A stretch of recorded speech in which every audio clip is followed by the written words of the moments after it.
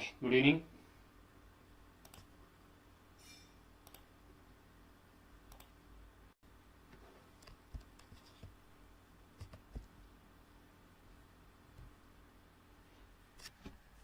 ನನ್ನ voice clear ಇದೆಯಲ್ಲ?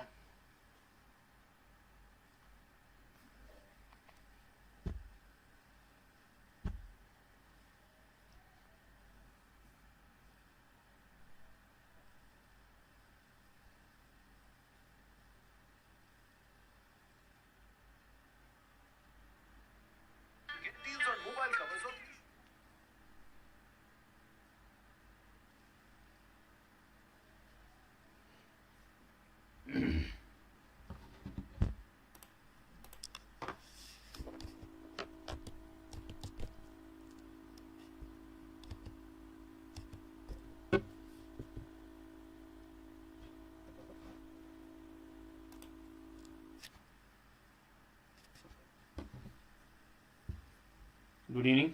Voice clear ಇದೆಯಲ್ಲ?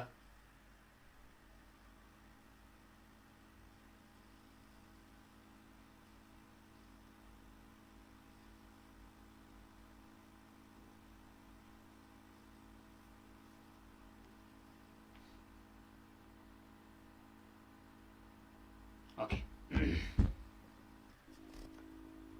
ಸ್ಟಾರ್ಟ್ ಮಾಡೋಣ.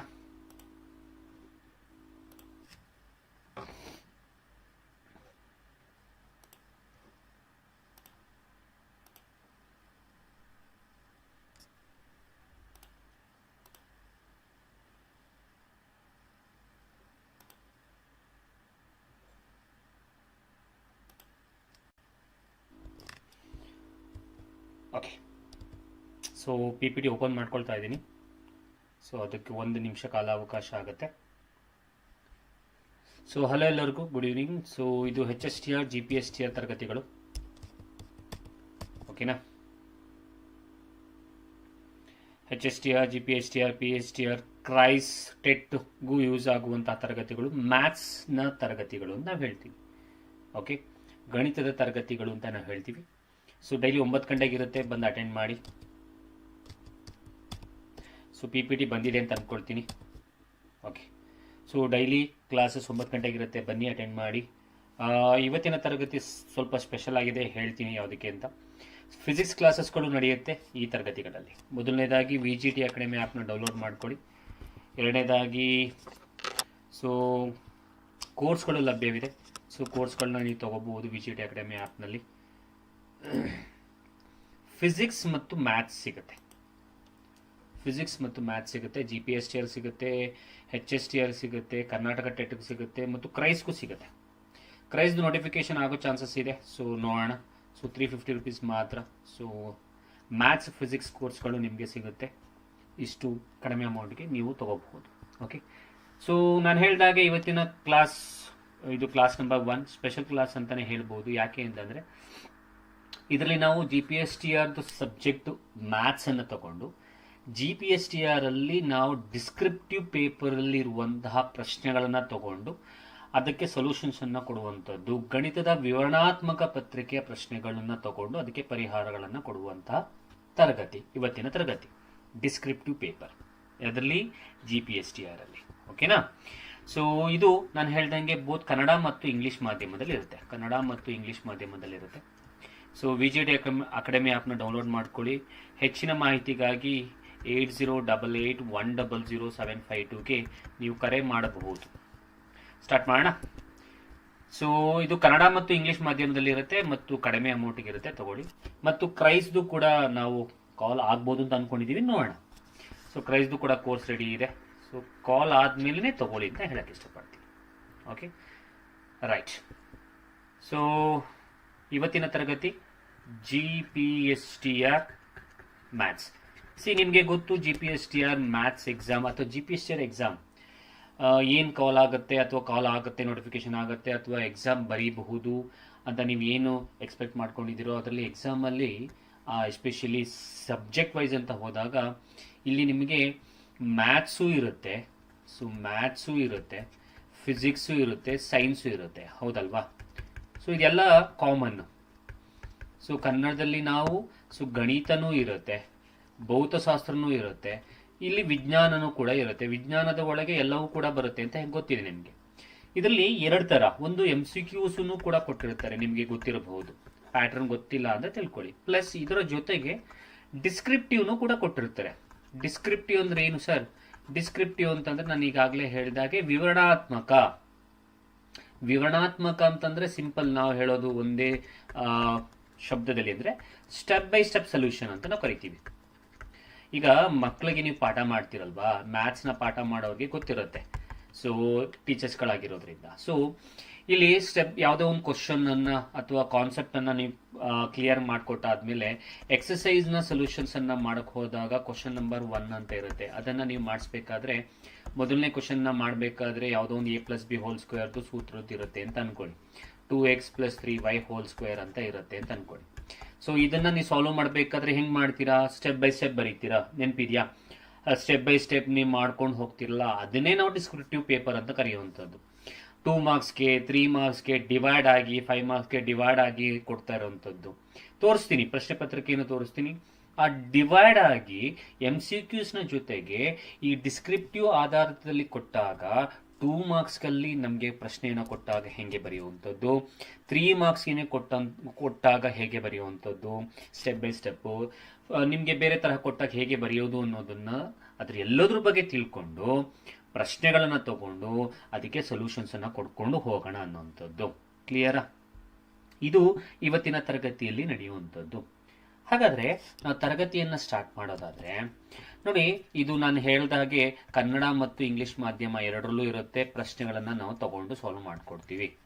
ಓಕೆ, ಸೊ 2 ಮಾರ್ಕ್ ಆಗಿರಬಹುದು, 3 ಮಾರ್ಕ್ ಆಗಿರ್ಬೋದು, 3 ಮಾರ್ಕ್. ಸೊ ಇವು ಎಲ್ಲದ್ರ ಬಗ್ಗೆನೂ ಕೂಡ ನಾವು ಮಾತಾಡ್ಕೊಂಡು ಹೋಗೋಣ ಇವತ್ತಿನ ತರಗತಿಯಲ್ಲಿ. 2 ಮಾರ್ಕ್ 3 ಮಾರ್ಕ್, ಸೊ ಇದ್ರ ಬಗ್ಗೆನೂ ನಾವು ಮಾತಾಡ್ಕೊಂಡು ಹೋಗೋಣ ಅನ್ನೋಂಥದ್ದು. ಓಕೆ, ಐ ಹೋಪ್ ಆ ಡಿಸ್ಕ್ರಿಪ್ಟಿವ್ ಪೇಪರ್ನ ಒಂದು ಮೀನಿಂಗ್ ಏನು ಅನ್ನೋಂಥದ್ದು ನಿಮಗೆ ಗೊತ್ತಾಗಿದೆ ಅನ್ನುವಂಥದ್ದು. ಸರಿನಾ? ಓಕೆ, ನೋಡಿ ಈ ತರ ಪ್ರಶ್ನೆಗಳಿರುತ್ತೆ. ಸೊ ಪ್ರಶ್ನೆಗಳನ್ನ ನೋಡ್ಬೋದು. ನೋಡಿ, ಈ ರೀತಿ ಪ್ರಶ್ನೆಗಳನ್ನ ನಾವು ತಗೊಂಡಿರ್ತೀವಿ ಅಥವಾ ಎಕ್ಸಾಮ್ನಲ್ಲಿ ಕೊಟ್ಟಿರ್ತಾರೆ. ಇದನ್ನೇ ನಾವು ನೋಡುವಂಥದ್ದು. ಪ್ರಶ್ನೆಗಳನ್ನ ಕರೆಕ್ಟಾಗಿ ನೋಡ್ಕೊಬೇಡಿ, ಅಲ್ಲೇ ಮೆನ್ಷನ್ ಆಗಿದೆ. ನಾನು ಎಲ್ಲೂ ಪಿಕ್ ಮಾಡಿಲ್ಲ, ನಾನು ಯಾವುದ್ರಲ್ಲೂ ಕಾಪಿ ಮಾಡ್ಕೊಂಡು ತಂದಿಲ್ಲ. ಓಕೆ, ಇದು ಎಕ್ಸಾಮ್ ಪೇಪರ್ನಲ್ಲೇ ಇರುವಂಥದ್ದು. ಅಥವಾ ನಾನು ಇನ್ನೊಂದು ಮಾತು ಹೇಳಕ್ ಇಷ್ಟಪಡ್ತೀನಿ. ಇದು 2022ರಲ್ಲಿ ಏನು ಕಾಲ್ ಆಯಿತು ನಿಮಗೆ, ಆ 2022ರಲ್ಲಿ ಏನು ಕಾಲ್ ಆಯಿತು ಅದನ್ನ ನೀವು ಸರ್ಚ್ ಮಾಡಿ. ಸರ್ಚ್ ಮಾಡಿದ್ರೆ ನಿಮಗೆ ಸಿಗುತ್ತೆ. ಅದರಲ್ಲಿ ಬೋರ್ಡ್ ಅವರು ಬಿಟ್ಟಿರುವಂತಹ ಮಾಡೆಲ್ ಕ್ವಶನ್ ಪೇಪರ್ ಇರುವ ಕ್ವಶನ್ಸ್ಗಳಿವೆ. ಅರ್ಥ ಆಯ್ತಾ? ಸೊ ಹಾಗಾಗಿ ಈ ಪ್ರಶ್ನೆಗಳನ್ನು ಕರೆಕ್ಟಾಗಿ ನೋಡ್ಕೊಳ್ಳಿ. ಇದು ಎಲ್ಲೂ ಕೂಡ ಪಿಕ್ ಮಾಡಿ ಕಾಪಿ ಮಾಡಿರುವಂಥದ್ದಲ್ಲ, ಬೋರ್ಡ್ನವರೇ ಬಿಟ್ಟಿರುವಂತಹ ಪ್ರಶ್ನೆಗಳು. ನೋಡಿ, ಈ ಕೆಳಗಿನ ಪ್ರಶ್ನೆಗಳಿಗೆ ಉತ್ತರಿಸಿ 8 × 2 = 16 ಈ ರೀತಿ ಪ್ರಶ್ನೆಗಳನ್ನ ಕೊಟ್ಟಿದ್ದಾರೆ. ಇದನ್ನ ನಾವು ಇವತ್ತಿನ ತರಗತಿಯಲ್ಲಿ ಸಾಲ್ವ್ ಮಾಡಿಕೊಂಡು ಹೋಗುವಂಥದ್ದು. ಕ್ಲಿಯರ್? ಸೊ ಪ್ರಶ್ನೆಗಳು 2 ತರನೂ ಇರುತ್ತೆ. ಸೊ ಕನ್ನಡ ಮಾಧ್ಯಮದಲ್ಲಿ, ಇಂಗ್ಲಿಷ್ ಮಾಧ್ಯಮದಲ್ಲಿ 2 ತರನೂ ಇರುತ್ತೆ. ನೋಡಿ, ಕನ್ನಡದಲ್ಲೂ ಕೊಟ್ಟಿದ್ದೀನಿ, ಇಂಗ್ಲಿಷ್ನಲ್ಲೂ ಕೊಟ್ಟಿದ್ದೀನಿ. ಸೊ 2022ರ ಮಾಡೆಲ್ ಕ್ವಶನ್ ಪೇಪರ್ ಕ್ವಶನ್ಸ್ಗಳನ್ನ ತಗೊಂಡು 2 ಮಾರ್ಕ್ಸ್ ಫಸ್ಟ್ 2 ಮಾರ್ಕ್ಸ್ ಮಾಡ್ಕೊಂಡು ಹೋಗೋಣ. ಅದಾದ್ಮೇಲೆ 3 ಮಾರ್ಕ್ಸ್ ಮಾತಾಡ್ಕೊಂಡು ಹೋಗೋಣ. ಓಕೆ, ಸರಿ. ಮೊದಲನೇ ಪ್ರಶ್ನೆ ಇದೆ. ಸೊ ಕಾಲಾವಕಾಶ ಕೊಡ್ತೀನಿ, ನೀವು ಟ್ರೈ ಮಾಡಿ, ನಾನು ಟ್ರೈ ಮಾಡ್ತೀನಿ. ಬಟ್ ಇದು MCQs ಅಲ್ಲ, ಹೇಳ್ತಾ ಇದ್ದೀನಿ. ಇದು GPSTRಗೆ ಯೂಸ್ ಆಗುವಂತಹ ಡಿಸ್ಕ್ರಿಪ್ಟಿವ್ ವಿವರಣಾತ್ಮಕ ಪತ್ರಿಕೆ ಅಂತ ನಾವು ಹೇಳ್ತೀವಿ. ಅದನ್ನು ಬರೆಯೋದು ಹೇಗೆ, ವಿವರಣಾತ್ಮಕ ಪತ್ರಿಕೆಯಲ್ಲಿ ಪ್ರಶ್ನೆಗಳನ್ನ ಕೊಟ್ಟಾಗ ಬರೆಯೋದು ಹೇಗೆ ಅನ್ನೋದ್ರ ಬಗ್ಗೆ ಎಲ್ಲ ನೀಟಾಗಿ ಮಾತಾಡ್ಕೊಂಡು ಹೋಗೋಣ ಅನ್ನೋಂಥದ್ದು. ಓಕೆನಾ?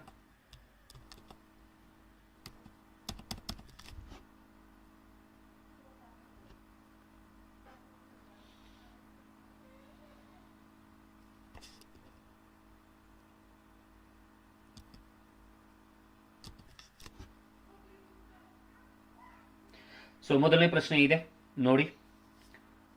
18 ಸೆಂಟಿಮೀಟರ್ ವ್ಯಾಸವುಳ್ಳ, 2 ಮಾಧ್ಯಮದಲ್ಲೂ ಹೇಳ್ಕೊಡ್ತೀನಿ, 18 ಸೆಂಟಿಮೀಟರ್ ವ್ಯಾಸವುಳ್ಳ ಒಂದು ಗೋಳವನ್ನು ನೋಡಿ. ಇದನ್ನ ಸಾಲ್ವ್ ಮಾಡಬೇಕು ಅಂದ್ರೆ ನಿಮಗೆ ಸೂತ್ರಗಳು ಗೊತ್ತಿರಬೇಕು ಮತ್ತು ಸೂತ್ರದ ಮುಖಾಂತರ ಕಾನ್ಸೆಪ್ಟ್ಸ್ಗಳು ಗೊತ್ತಿರಬೇಕು. ಸೂತ್ರದ ಮುಖಾಂತರವೇ ಮಾಡ್ತೀವಿ ಅಂತೇನಿಲ್ಲ. ಪ್ರಶ್ನೆಗಳನ್ನ ಕೆಲವೊಂದು ಪ್ರಶ್ನೆಗಳು ನೋಡಿ ಯಾವ ರೀತಿ ಕೊಟ್ಟಿರ್ತಾರೆ ಅಂತ ಅನ್ನೋದು. 53ನೇ ಪ್ರಶ್ನೆ ನೋಡಿ.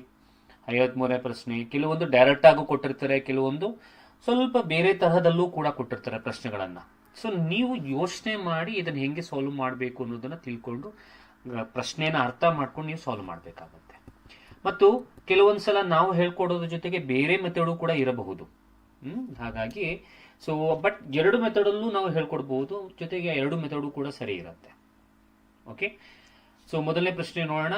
18 ಸೆಂಟಿಮೀಟರ್ ವ್ಯಾಸವುಳ್ಳ ಒಂದು ಗೋಳವನ್ನ 36 ಸೆಂಟಿಮೀಟರ್ ವ್ಯಾಸವುಳ್ಳ ಭಾಗಶಃ ತುಂಬಿರುವ ಒಂದು ಸಿಲಿಂಡರಿನಾಕಾರದ ಪಾತ್ರೆಯಲ್ಲಿ ಮುಳುಗಿಸಿದೆ.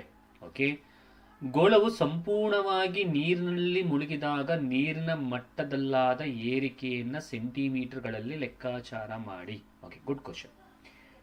ಪ್ರಶ್ನೆ ಹೀಗಿದೆ: A sphere of diameter 18 centimeter is dropped into a cylindrical vessel of a diameter 36 centimeter, partially filled with water. If sphere is completely submerged, calculate the rise of the water level in centimeter. ನೋಡಿ, ಇಲ್ಲೇ ಬರ್ತಿದ್ದಾರೆ 8 into 2. So this is for 2 marks, 2 ಮಾರ್ಕ್ಸ್ನ ಪ್ರಶ್ನೆ ಇದು. ಹೇಗೆ ಮಾಡೋದು ನೋಡಿ, ಗೊತ್ತಿದ್ರೆ ನೀವು ಮಾಡಿ. ಪೆನ್ ಬುಕ್ ಇಟ್ಕೊಳ್ಳಿ, ಬರೀರಿ. ಒಂದು ಸಿಲಿಂಡರ್ ಇದೆ, ಹೌದಾ? ಒಂದು ಸಿಲಿಂಡರ್ ಇದೆ. ಸೊ ಈ ಸಿಲಿಂಡರ್ನ ಒಳಗೆ ಪಾರ್ಷಲಿ ವಾಟರ್ನ ತುಂಬಿದ್ದಾರೆ, ನೀರನ್ನ ತುಂಬಿದ್ದಾರೆ. ಆರ್ಕಿಮಿಡಿಸ್ನ ಪ್ರಿನ್ಸಿಪಲ್ ಗೊತ್ತಿದೆಯಲ್ಲ, ಆರ್ಕಿಮಿಡಿಸ್ನ ತತ್ವ.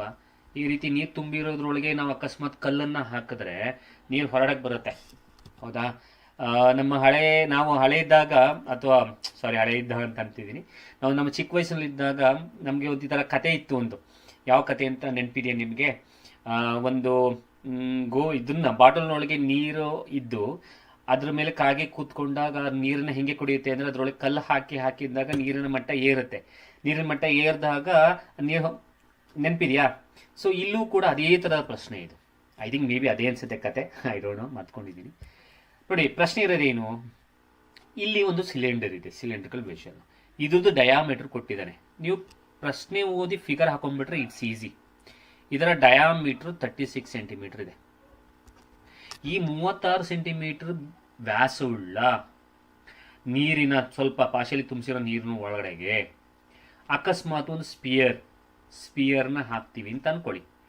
ಸೊ ಸ್ಪಿಯರ್ಗೂ ಕೂಡ ಒಂದು ಡಯಾಮೀಟರ್ ಇದೆ, ಇದಕ್ಕೂ ಒಂದು ಡಯಾಮೀಟರ್ ಇದೆ. ಇದು ಎಷ್ಟು ಡಯಾಮೀಟರ್? 18 centimetre diameter. ಗೋಲಿ ಅಂತ ಅನ್ಕೊಳ್ಳಿ. ಇದನ್ನ ಇದ್ರೊಳಗಡೆಗೆ ಹಾಕ್ತೀವಿ ನಾವು, ಹಾಕಿದಾಗ ಅದು ಕಂಪ್ಲೀಟ್ಲಿ ಸಬ್ಮರ್ಜ್ಡ್, ಅಂದ್ರೆ ಇದು ಒಳಗಡೆಗೆ ಈ ತರ ಬಿದ್ದಾಗ ನೀರು ಮೇಲ್ಗಡೆಗೆ ಹೋಗುತ್ತೆ. ಯಾಕಂದ್ರೆ ಆ ಸ್ಪಿಯರ್ನಲ್ಲಿ, ಆ ಗೋಳದಲ್ಲಿ ಸ್ವಲ್ಪ ತೂಕ ಇದ್ದೇ ಇರುತ್ತಲ್ವಾ. ತೂಕ ಇದ್ದಾಗ ಒಳಗಡೆ ಹೋದಾಗ ನೀರಿನ ಮಟ್ಟ ಸ್ವಲ್ಪ ಮೇಲ್ ಬರಲೇಬೇಕು. ಸೊ ನೀರಿನ ಮಟ್ಟ ಸ್ವಲ್ಪ ಮೇಲ್ ಬರುತ್ತೆ ಅಂದ್ರೆ ಎಷ್ಟು ಮಟ್ಟಿಗೆ ಏರಿಕೆ ಆಯಿತು, ದ ರೈಸ್ ಆಫ್ ವಾಟರ್, ಇದನ್ನು ಕಂಡುಹಿಡಿಬೇಕು. Anybody hot phone? ನೀವು ಫೋನ್ ಮಾಡಿದ್ರೆ ಆನ್ಸರ್ಸ್ನ ಮೆಸೇಜ್ ಮಾಡ್ಬೋದು ನನಗೆ. ಆಮೇಲೆ ನನ್ನ ಆನ್ಸರ್ಸ್ನ ನೋಡಿಕೊಂಡು ನಿಮ್ಮ ಆನ್ಸರ್ಸ್ನ ಕ್ರಾಸ್ ವೆರಿಫೈ ಮಾಡ್ಕೊಳ್ಳಿ. ಓಕೆನಾ? ಸರಿ, ಡೇಟಾ ಬರ್ಕೊಬೇಡವಾ? ಮೊದಲನೇದಾಗಿ ಸಿಲಿಂಡ್ರದು ಅಕಸ್ಮಾತ್, ಓಕೆ, ಸಿಲಿಂಡ್ರದು ಕೊಟ್ಟಿದ್ದಾರೆ. ಸಿಲಿಂಡ್ರದು ಏನು ಕೊಟ್ಟಿದ್ದಾರೆ? ಡಯಾಮೀಟರ್ ಕೊಟ್ಟಿದ್ದಾರೆ. ನಾನು ಶಾರ್ಟ್ ಫಾರ್ಮಲ್ಲಿ ಬರೀತೀನಿ. ಸಿಲಿಂಡರ್ ಡಯಾಮೀಟರ್ ಕೊಟ್ಟಿದ್ದಾರೆ ಎಷ್ಟು ಸರ್? 36 ಸೆಂಟಿಮೀಟರ್. ಸಿಲಿಂಡರ್ದು ಡಯಾಮೀಟರ್ 36 ಇದ್ರೆ ಅದರ ರೇಡಿಯಸ್ ಎಷ್ಟಾಗತ್ತೆ? D/2. 36/2 ಬಾಗಿಸಿ 2 ಎಂಟ್ಲಿ. ಸೊ 18 ಸೆಂಟಿಮೀಟರ್ ರೇಡಿಯಸ್ ಆಯಿತು, ಸರಿನಾ? ಎರಡನೇದು ಸ್ಪಿಯರ್ದು ಕೊಟ್ಟಿದ್ದಾರೆ. ಸ್ಪಿಯರ್ದು ಡಯಾಮೀಟರ್ ಕೊಟ್ಟಿದ್ದಾರೆ, DS ಅಂತ ಬರ್ಕೋತೀನಿ. ಅದೆಷ್ಟು? 18. ಹಾಗಾದ್ರೆ ರೇಡಿಯಸ್ ಎಷ್ಟಾಗಬೇಕು ಸ್ಪಿಯರ್ದು? Again D/2. So 18/2 equals 9 centimetre. ನೋಡಿ, ಇದು ಡಿಸ್ಕ್ರಿಪ್ಟಿವ್ ಪೇಪರ್ ಆಗಿರೋದ್ರಿಂದ ಇಲ್ಲಿ ಸ್ಟೆಪ್ ಬೈ ಸ್ಟೆಪ್ ಇಂಪಾರ್ಟೆಂಟ್. ಅದಕ್ಕೆ ಡೇಟಾನೆಲ್ಲ ನಾನು ಬರಿತಾ ಇದ್ದೀನಿ. ಅರ್ಥ ಆಗ್ತಿದ್ಯಾ? ಓಕೆ, ಸರಿ. ಈಗ ಏನು ಮಾಡೋಣ? ಈಗ ನೋಡಿ, ನಾನು ಈ ಚಿತ್ರದಲ್ಲಿ ಬರ್ಕೊಂಡ್ಬಿಡ್ತೀನಿ. ಈ ಚಿತ್ರದಲ್ಲಿ ಇರೋ ಪ್ರಕಾರ ಇಲ್ಲಿ ನಾವು ಏನು ನೀರಿತ್ತು. ಓಕೆ, ಇದು ಇಲ್ಲಿ ನಿಮಗೆ ಡಯಾಮೀಟರ್ 36 ಇತ್ತು, ಮತ್ತು ಇಲ್ಲಿ ಸ್ಪಿಯರ್ ಅನ್ನ ನಮಗೆ 18 ಸೆಂಟಿಮೀಟರ್ ವ್ಯಾಸ ಉಳ್ಳಂತಹ ಇದನ್ನ ಇದ್ರೊಳಗಡೆ ಹಾಕಿದಾಗ ನೀರಿನ ಏರಿಕೆ ಮಟ್ಟ ತಿಳ್ಕೋಬೇಕು. ಅಂದ್ರೆ ಇದಿಲ್ಲಿ ಹಾಕ್ತಾ ಇದೀವಿ ಅಂತಂದ್ರೆ ಇದಕ್ಕೆ ಸ್ವಲ್ಪ ವಾಲ್ಯೂಮ್ ಇದೆ ಅಲ್ವಾ? ಈ ಸ್ಪಿಯರ್ಗೆ ಏನು ವಾಲ್ಯೂಮ್ ಇದೆ, ಈ ಗೋಳಕ್ಕೆ ಏನು ವಾಲ್ಯೂಮ್ ಇದೆ, ಮೊದಲು ಆ ಗೋಳದ ವಾಲ್ಯೂಮ್ ಅನ್ನು ಕಂಡಿಡ್ಕೋಬೇಡ. ಅರ್ಥ ಆಗ್ತಿದೆಯಾ? ವಾಲ್ಯೂಮ್ ಆಫ್ ಸ್ಪಿಯರ್ ಕಂಡಿಡ್ಕೋಬೇಡ. ಕನ್ನಡದಲ್ಲಿ ಗೋಳದ ಕ್ಷೇತ್ರಫಲ, ಎರಡರಲ್ಲೂ ಮರಿತೀನಿ, ತಲೆ ಕೆಡಿಸ್ಕೋಬೇಡಿ. ಸೊ ಈ ಗೋಳದ ಕ್ಷೇತ್ರಫಲವನ್ನ ಮೊದಲು ಕಂಡಿಟ್ಕೊಳ್ಳಿ. ನಿಮ್ಗೆ ಆನ್ಸರ್ ಬಂದಿತ್ತು ಅಂತಂದ್ರೆ ನನಗೆ ನೀವು ತಿಳಿಸ್ಕೊಡ್ಬೋದು.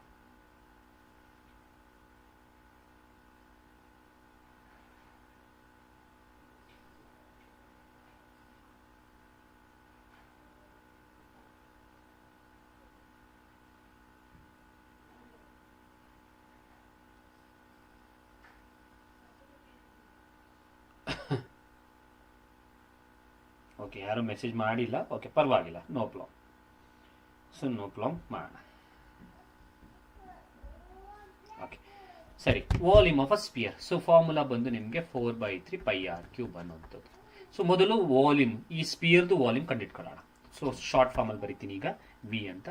ಸೊ 4/3 ಇಂಟು ಪೈ ಹಂಗೆ ಇಟ್ಕೊಳ್ಳೋಣವಾ?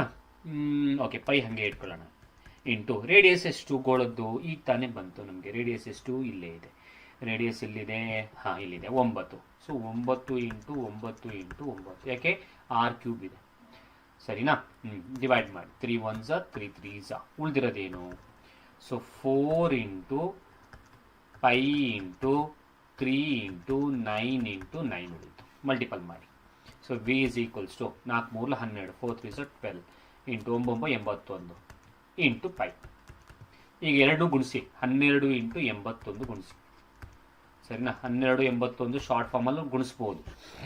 4 3 12 9 81, 9 9s 81. 2 1s 2 okay, 1 1s 1 plus 8 2s 16, 16. 17ಗೆ 7, 8 2s 16, 1 1s 1. 17ಗೆ 7 in 1, 8 1s 8 plus 1 is 9, 972. ಹಾಗಾದರೆ 972 ಪೈ ಬಂತು. ನೋಡಿ, ಇದು ಯಾವುದ್ರದ್ದು ವಾಲ್ಯೂಮು? ಇದು ನಿಮಗೆ ಬಂದಿರೋದು ಸ್ಪಿಯರ್ದು ಗೋಳದ ವಾಲ್ಯೂಮ್ ಅನ್ನ ಕಂಡಿಟ್ಕೊಂಡಿದೀವಿ ನಾವು. ಅರ್ಥ ಆಯ್ತಾ? ಸರಿ, ಗೋಳದ ವಾಲ್ಯೂಮ್ ಏನೋ ಬಂತು. ಯಾಕೆ ಸರ್? ಯಾಕಂದ್ರೆ ಅದು ಹಾಕ್ದಾಗ ನೀರು ಹೊರಡೆ ಮೇಲ್ ಬರ್ತಾ ಇದೆ ಅಂತಂದ್ರೆ ಅದರಲ್ಲಿ ವಾಲ್ಯೂಮ್ ಇದೆ ಅಲ್ವಾ? ವಾಲ್ಯೂಮ್ ಇರೋದಕ್ಕೇನೆ ನಾವು ಹಾಕ್ತಾ ಇರೋದು. ಸಾರಿ, ವಾಲ್ಯೂಮ್ ಇರೋದಕ್ಕೇನೆ ನೀರು ಬರ್ತಾ ಇರೋದು. ಹಾಗಾಗಿ ಆ ಗೋಳದ ಸ್ಪಿಯರ್ದು ವಾಲ್ಯೂಮ್ ಕಂಡಿಟ್ಕೊಂಡೆ. ಮೊದಲನೇ ಪಾಯಿಂಟ್ ಮುಗೀತು.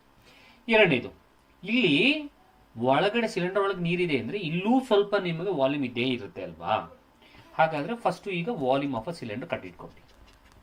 ವಾಲ್ಯೂಮ್ ಆಫ್ ಸಿಲಿಂಡರ್ ಅಂದ್ರೆ ಮೊದಲು ವಾಲ್ಯೂಮ್ ಆಫ್ ಸ್ಪಿಯರ್ ಆಯ್ತು, ಈಗ ವಾಲ್ಯೂಮ್ ಆಫ್ ಸಿಲಿಂಡರ್. ಅಂದ್ರೆ ಕನ್ನಡದಲ್ಲಿ ಸಿಲಿಂಡರ್ನ ಏನದು? ಕ್ಷೇತ್ರಫಲ. ಸರಿನಾ? ಸೊ ಸಿಲಿಂಡರ್ನ ಕ್ಷೇತ್ರಫಲ πr²h. ಸೊ πr²h ಅಲ್ಲಿ r ಗೊತ್ತಿದೆ, ಹೈಟ್ ಗೊತ್ತಿಲ್ಲ. ಹೈಟ್ ಹಂಗೆ ಇಟ್ಕೊಳ್ಳಿ. ಯಾಕೆ ಹೈಟ್ ಗೊತ್ತಿಲ್ಲ? ಹೈಟನ್ನೇ ನಾವು ಕಂಡುಹಿಡಿತಾ ಇರೋದು. ಅರ್ಥ ಆಗ್ತಿದ್ಯಾ?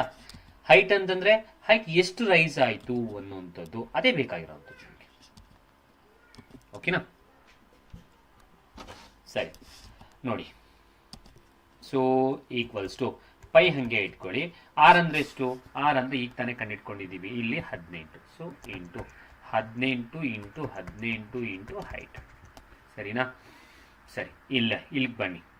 ಸೊ ಇಲ್ಲಿಗೆ ಬಂದರೆ ಉಳಿದಿರೋವಂಥದ್ದು 18 ಇಂಟು 18, 8 14, 8 64. ಸೊ 324. ಸೊ ವಾಲ್ಯೂಮ್ ಎಷ್ಟಾಯಿತು? 324 ಪೈ ಇಂಟು ಹೆಚ್. ಸೊ ಇದು ಕ್ಲಿಯರ್ ಆಯಿತು.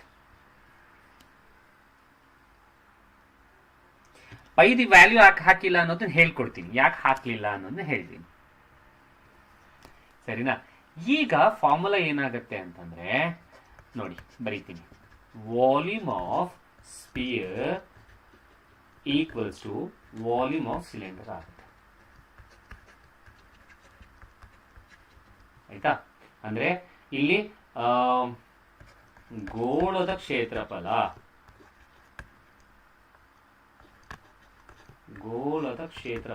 ಈಕ್ವಲ್ಸ್ ಟು ಸಿಲಿಂಡರ್ನ ಕ್ಷೇತ್ರಫಲ.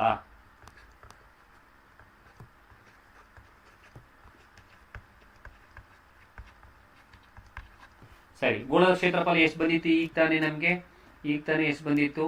972 ಪೈ ಬಂದಿತ್ತು. ಅದನ್ನ ಇಲ್ಲಿ ಹಾಕಿ. 972 ಪೈ ಈಕ್ವಲ್ಸ್ ಟು ಸಿಲಿಂಡರ್ನ ಕ್ಷೇತ್ರಫಲ 324 pi into H. 324 into pi into H.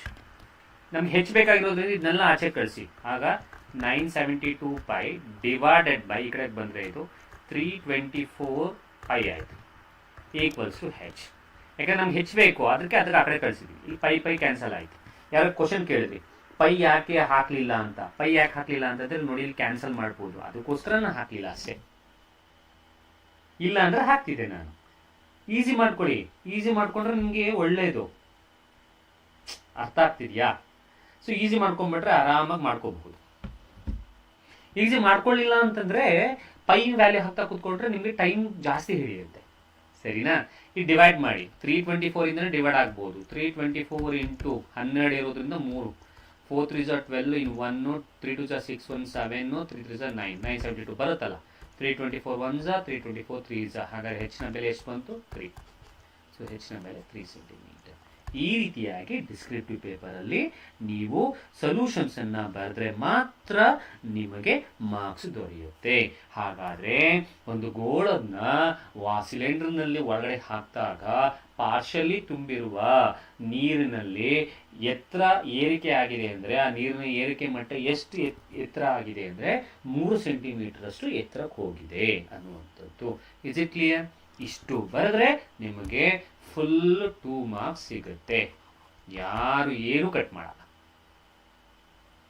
Formula ಬರೀಲಿಲ್ಲ ಅಂದ್ರೂ ಕಟ್ ಮಾಡ್ತಾರೆ, ಫಾರ್ಮುಲಾನು ಬರೀಬೇಕು, ಇದು ಸಿಂಪ್ಲಿಫೈ ಮಾಡೋದು ಬರೀಬೇಕು. ಕೆಲವೊಬ್ರು ಇದನ್ನೇ ಇಟ್ಕೋತಾರೆ, ಇದನ್ನೇ ಇಟ್ಕೊಂಡು ಇದನ್ನ ಮಾಡೋದೇ ಇಲ್ಲ, ಇದನ್ನೇ ಇಟ್ಕೊಂಡು ನಾವು ಮಾಡಬಹುದು, ಇದನ್ನೇ ಇಟ್ಕೊಂಡು ಕೂಡ ಮಾಡಬಹುದು.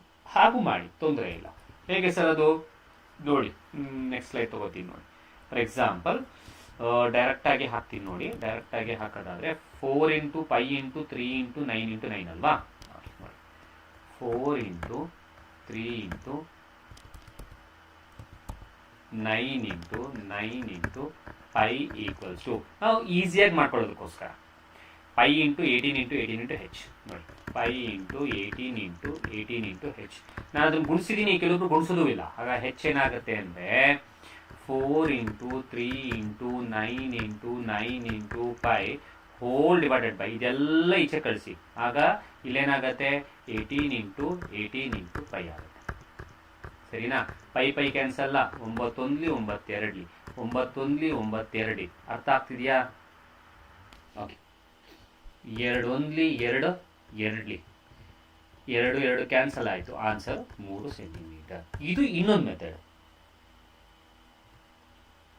2 ಮೆಥಡ್ನ ಹೇಳ್ಕೊಟ್ಬಿಡ್ತೀವಿ. ಲೈಕ್ ಬರೀ ವ್ಯಾಲ್ಯೂಸ್ಗಳನ್ನ ಇಟ್ಕೊಂಡು ನಾವು ಬೇಗ 2 ಮಾರ್ಕ್ಸ್ ಮಾಡ್ಬಿಡ್ಬೋದು 2 ಮಾರ್ಕ್ಸ್ಗೆ.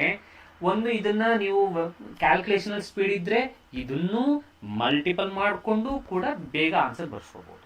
ಹಿಂಗಾದ್ರೂ ಮಾಡ್ಬೋದು, ಅಥವಾ ಬರೀ ಈ ಡೇಟಾ 2 ಡೇಟಾನ ಇಟ್ಕೊಂಡ್ಬಿಟ್ಟು ನಾವು ಕ್ಯಾನ್ಸಲ್ ಮಾಡಿಬಿಟ್ಟು ಆನ್ಸರ್ಸ್ನು ಕೂಡ ಬರ್ಸ್ಬೋದು. So 2 method ಹೇಳ್ಕೊಟ್ಟಿದ್ದೀನಿ. ನಿಮ್ಮ ಇಷ್ಟ ಯಾವ ಮೆಥಡ್ ಎಲ್ಲ ಯೂಸ್ ಮಾಡ್ಕೊಂಡು ನೀವು ಮಾಡ್ಬೋದು. But step by step important, ಎಲ್ಲದಕ್ಕೂ ಸ್ಟೆಪ್ ಬೈ ಸ್ಟೆಪ್ ಬರೀಬೇಕು. ಯಾಕಂದ್ರೆ ಇದು ಡಿಸ್ಕ್ರಿಪ್ಟಿವ್ ಆಗಿರೋದ್ರಿಂದ ಸ್ಟೆಪ್ ಬೈ ಸ್ಟೆಪ್ ಬರೆದ್ರೆ ಮಾತ್ರ ಮಾರ್ಕ್ಸ್. ಮುಂದಿನ ಪ್ರಶ್ನೆ. ಐ ಹೋಪ್ ಇಟ್ಸ್ ಕ್ಲಿಯರ್ ಆಗಿದೆ ಅಂತ ಅನ್ಕೊಳ್ತೀನಿ. ಎಸ್, ಕ್ಲಿಯರ್ ಅಂತ ಹೇಳಿದ್ರೆ ಗುಡ್. ನಾನು ಹೇಳ್ಕೊಡೋಕೆ ಟೈಮ್ ಹಿಡಿಯುತ್ತೆ ಅಷ್ಟೇ, ಬಟ್ ನಿಮಗೆ ಪ್ರಾಕ್ಟೀಸ್ ಆದರೆ ಮಾಡೋದಕ್ಕೆ ಈಸಿ, ಆರಾಮಾಗಿ. ಈಗ ನನಗೆ ಈಸಿ ಇದೆ ನೋಡಿ, ನಾನು 2ನೇ ಮೆಥಡ್ ಯೂಸ್ ಮಾಡ್ತೀನಿ, ಫಸ್ಟ್ ಮೆಥಡ್ ಯೂಸ್ ಮಾಡಲ್ಲ ನಾನು. 2ನೇ ಮೆಥಡ್ ಅರ್ಥ ಆಗ್ತಿದೆಯಾ? 2ನೇ ಮೆಥಡು ಬರೀ ಡೇಟಾ ಹಾಕಿ ಅದನ್ನು ಡಿವೈಡ್ ಮಾಡಿ ಡೇಟಾ ಹಾಕಿ ಡೈರೆಕ್ಟ್ ಕ್ಯಾನ್ಸಲ್ ಮಾಡಿ h = 3 ಬರೀತೀವಿ. ಮುಂದಿನ ಪ್ರಶ್ನೆ. ಒಂದು ಸಮಾಂತರ ಶ್ರೇಣಿಯ ಮೊದಲ n ಪದಗಳ ಮೊತ್ತ n² + 8n ಆಗಿದ್ದಾಗ ಆ ಸಮಾಂತರ ಶ್ರೇಣಿಯ nನೇ ಪದವನ್ನು ಕಂಡುಹಿಡಿಯಿರಿ. The sum of the n terms of the AP is given by n² + 8n. Find the nth term of the AP. Clear. Good question. ಇದು AP ಚಾಪ್ಟರ್ ನೋಡಿ. ಇದೆಲ್ಲೂ ನಾನು ಕ್ವಶನ್ಸ್ ಪಿಕ್ ಮಾಡಿಲ್ಲ, ನಾನು ಕಾಪಿ ಏನೂ ಮಾಡಿಲ್ಲ. ಏನು ಬೋರ್ಡಲ್ಲಿ ಬಿಟ್ಟರೆ ಪ್ರಶ್ನೆನೇ ತೊಗೊಂಡಿರೋದು ನಾನು. ಸೊ ಇದನ್ನು ಕ್ಲಿಯರ್ ಅರ್ಥ ಮಾಡ್ಕೊಳ್ಳಿ. ಸೊ ವಿಡಿಯೋ ಲೈಕ್ ಆದರೆ ಲೈಕ್ ಮಾಡಿ, ಏನೋ ಕಲ್ತಿದ್ದೀನಿ ಅಂತಂದರೆ ಲೈಕ್ ಮಾಡಿ, ಶೇರ್ ಮಾಡಿ ಅಂತ ಹೇಳೋಕ್ಕೆ ಇಷ್ಟಪಡ್ತೀನಿ. ಸೊ VGT ಅಕಾಡೆಮಿ ಆ್ಯಪ್ನ ಡೌನ್ಲೋಡ್ ಮಾಡ್ಕೊಳ್ಳಿ. ಸೊ ಪ್ರಶ್ನೆಗೆ ಬರೋಣ. The sum of the n terms, ಸಮಾಂತರ ಶ್ರೇಣಿಯ, ಹಾಗಾದರೆ SN ಕೊಟ್ಟಿದ್ದಾರೆ. SN ಎಷ್ಟು? n² + 8n. ಸೊ ಇದನ್ನು ಕೊಟ್ಬಿಟ್ಟು ಅವರು nth ಟರ್ಮ್ ಕೇಳಿದ್ದಾರೆ, nth ಟರ್ಮ್ ಕೇಳಿದ್ದಾರೆ. nth term question mark. ನೀವು ಏನಿದೆ ಅದನ್ನು ಬರೆದಿಟ್ಕೊಳ್ಳಿ, ಡೇಟಾ ಬರೆದಿಟ್ಕೊಂಡ್ರೆ ನಿಮಗೆ ಒಂದು ದಾರಿ ಸಿಗುತ್ತೆ, ಕ್ಲಿಯರ್ ಕಟ್ಟು ಒಂದು ಪಾತ್ ಸಿಗುತ್ತೆ. ಓಕೆ, SN ಕೊಟ್ಟಿದ್ದಾರೆ, ಏನು ಕಂಡಿಡಿಬೇಕು. ಹಾಗಾದರೆ ಏನು ಬೇಕು ಅಂತಂದರೆ ನಾನು SN ಅಲ್ಲಿ ಇಟ್ಕೊಂಡು ಏನು ಬರುತ್ತೆ ನೋಡ್ಕೊಂಡು ಫೈಂಡ್ ಔಟ್ ಮಾಡ್ಕೋತೀನಿ ಅನ್ನುವಂತಹ ದಾರಿ ಗೊತ್ತಿರಬೇಕು ನಿಮಗೆ, ಪಾತ್ ಗೊತ್ತಿರಬೇಕು. Simple trick. Okay, so SN = n² + 8n ಆಯಿತು. ಹಾಗಾದರೆ ಇಲ್ಲಿ ಏನು ಮಾಡೋಣ, ಮೊದಲು n ಗೆ 1 ಕೊಡೋಣ. n 1 ಕೊಟ್ಟರೆ n ಎಲ್ಲಿದೆ ಅಲ್ಲೆಲ್ಲ 1 ಹಾಕಬೇಕು. ಸೊ S1 = ಇದು 1² ಆಯಿತು + 8 × 1 ಆಯಿತು. ಆಗ 1² ಅಂದರೆ 1, 8 1 8. ಸೊ S1 ಅಂದರೆ 9 ಬಂತು. ಇಟ್ಕೊಳ್ಳಿ.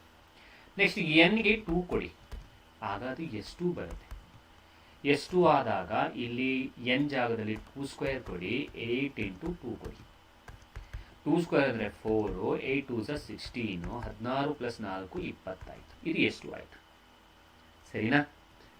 ಸರಿ. ನೆಕ್ಸ್ಟು ಇಲ್ಲಿ S1 ಅಂತಂದರೆ S1 ಅಂದರೆ A1, ಆದರೆ ಇಲ್ಲಿ S2 ಅಂತಂದರೆ A2 ಅಲ್ಲ. ತಲೆ ಇಟ್ಕೊಳ್ಳಿ. ಓಕೆನಾ? ಸೊ S2 ಅಂತಂದರೆ ಏನಾಗುತ್ತೆ ಅಂದರೆ ಫಾರ್ಮುಲಾ A1ನ A2ನ ಆ್ಯಡ್ ಮಾಡಿದ್ರೆ ಸಿಗುವಂಥದ್ದು. ಕ್ಲಿಯರಾ? ಇಲ್ಲಿ ನಾವು S2 ಬೆಲೆ ಗೊತ್ತು, ನಮ್ಗೆ A2 ಬೇಕೀಗ. S2 ಬೆಲೆ ಗೊತ್ತು, S2 ಬೆಲೆ ಹಾಕ್ತೀನಿ ನಾನು. ಎಷ್ಟು ಬೆಲೆ? ಎಷ್ಟು? 20. ಇದಿಲ್ಲ ಹಾಕ್ತೀನಿ. A1 ಗೊತ್ತು, A1 ಅಂದ್ರೂ ಒಂದೇ, S1 ಅಂದ್ರೂ ಒಂದೇ. ಇಲ್ಲಿ 9.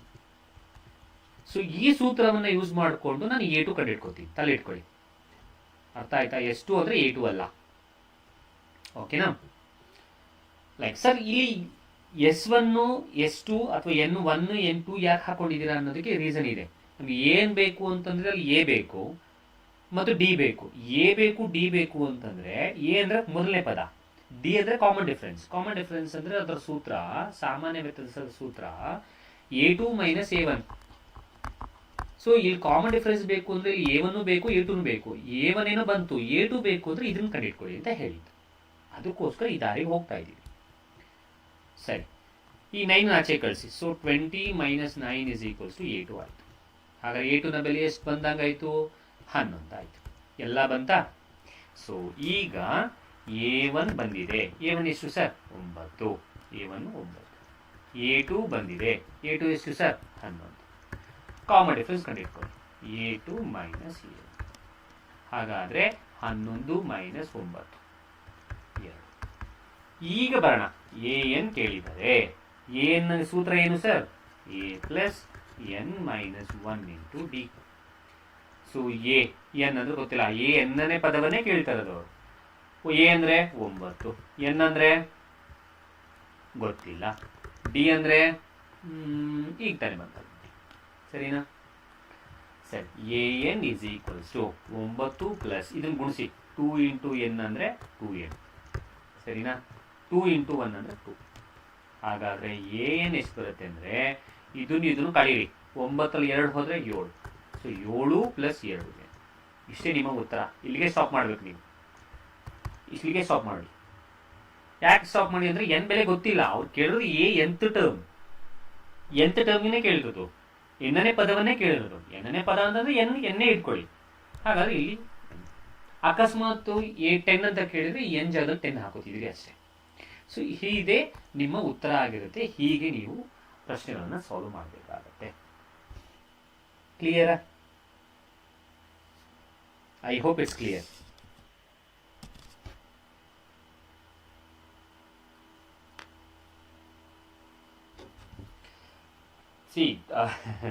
ನಾನೇನು ಹೇಳ್ತೀನಿ ಅಂದರೆ ನಾವೆಲ್ಲ ಟೀಚರ್ಸ್ ಅಲ್ಲ, ಸ್ವಲ್ಪ ತಾಳ್ಮೆ ಇರಬೇಕು ಅನ್ನೋವಂಥದ್ದು ಅಷ್ಟೇ.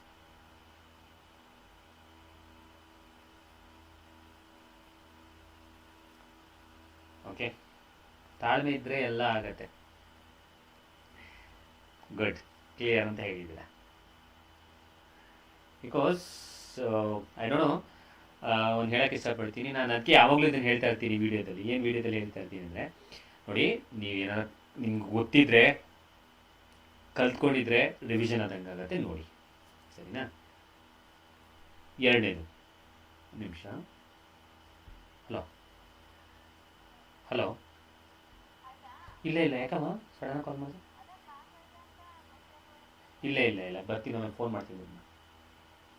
ಇನ್ನೊಂದು ಅರ್ಧ ಗಂಟೆ ಅಲ್ಲ, ಇನ್ನೊಂದು 20 ಮಿನಿಟ್ಸ್ ಬರ್ತೀನಿ.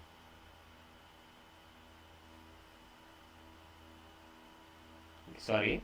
And as I said, so ಇಷ್ಟ ಆದರೆ ಲೈಕ್ ಮಾಡಿ. ಕಲ್ತಿದ್ದೀನಿ ಅಂತಂದರೆ ರಿವಿಷನ್ ಆದಂಗೆ ಆಗುತ್ತೆ. ಕಲ್ತಿಲ್ಲ ಅಂದರೆ ನಿಮಗೆ ಹೊಸದಾಗಿ ಕಲ್ತ್ಕೊಳ್ಳೋಣ ಆಗುತ್ತೆ. ಆಯಿತಾ? ಸೊ ಕಲ್ತ್ಕೊಂಡು ಹೋಗಿ. ಸೊ ಬಿಕಾಸ್ ನಾವು ಬೇರೆಯವ್ರ ಥರ ನಮಗೆ ಇಷ್ಟ ಇಲ್ಲ, ಹೇಳೋಕ್ಕೂ ಗೊತ್ತಿಲ್ಲ ನನಗೆ, ಅದಕ್ಕೋಸ್ಕರ ಹೇಳ್ತಾ ಇರೋದು. ಸರಿನಾ? ಸರಿ, ಮುಂದಿನ ಪ್ರಶ್ನೆ ನೋಡಿ. ಈ ಥರ ಪ್ರಶ್ನೆಗಳಿದೆ. ಹೇಗೆ ಮಾಡ್ತೀರಾ? ಇದು ಒಂದು ಸೂತ್ರದ ಮುಖಾಂತರ ಕಂಡುಹಿಡಿಯುವಂಥದ್ದು. A plus B plus C equals -3 ಆಗಿದೆ. 1/a plus 1/b plus 1/c ಅಂದರೆ 3 ಆಗಿದೆ. ಎ ಬಿ ಸಿ ಈಕ್ವಲ್ಸ್ 4 ಆದಾಗ a² plus b² plus c² ನ ಬೆಲೆ ನೋಡಿ ಹಿಂಗೆ ಕೊಡ್ತಾರೆ ಕ್ವಶನ್. ಓಕೆನಾ?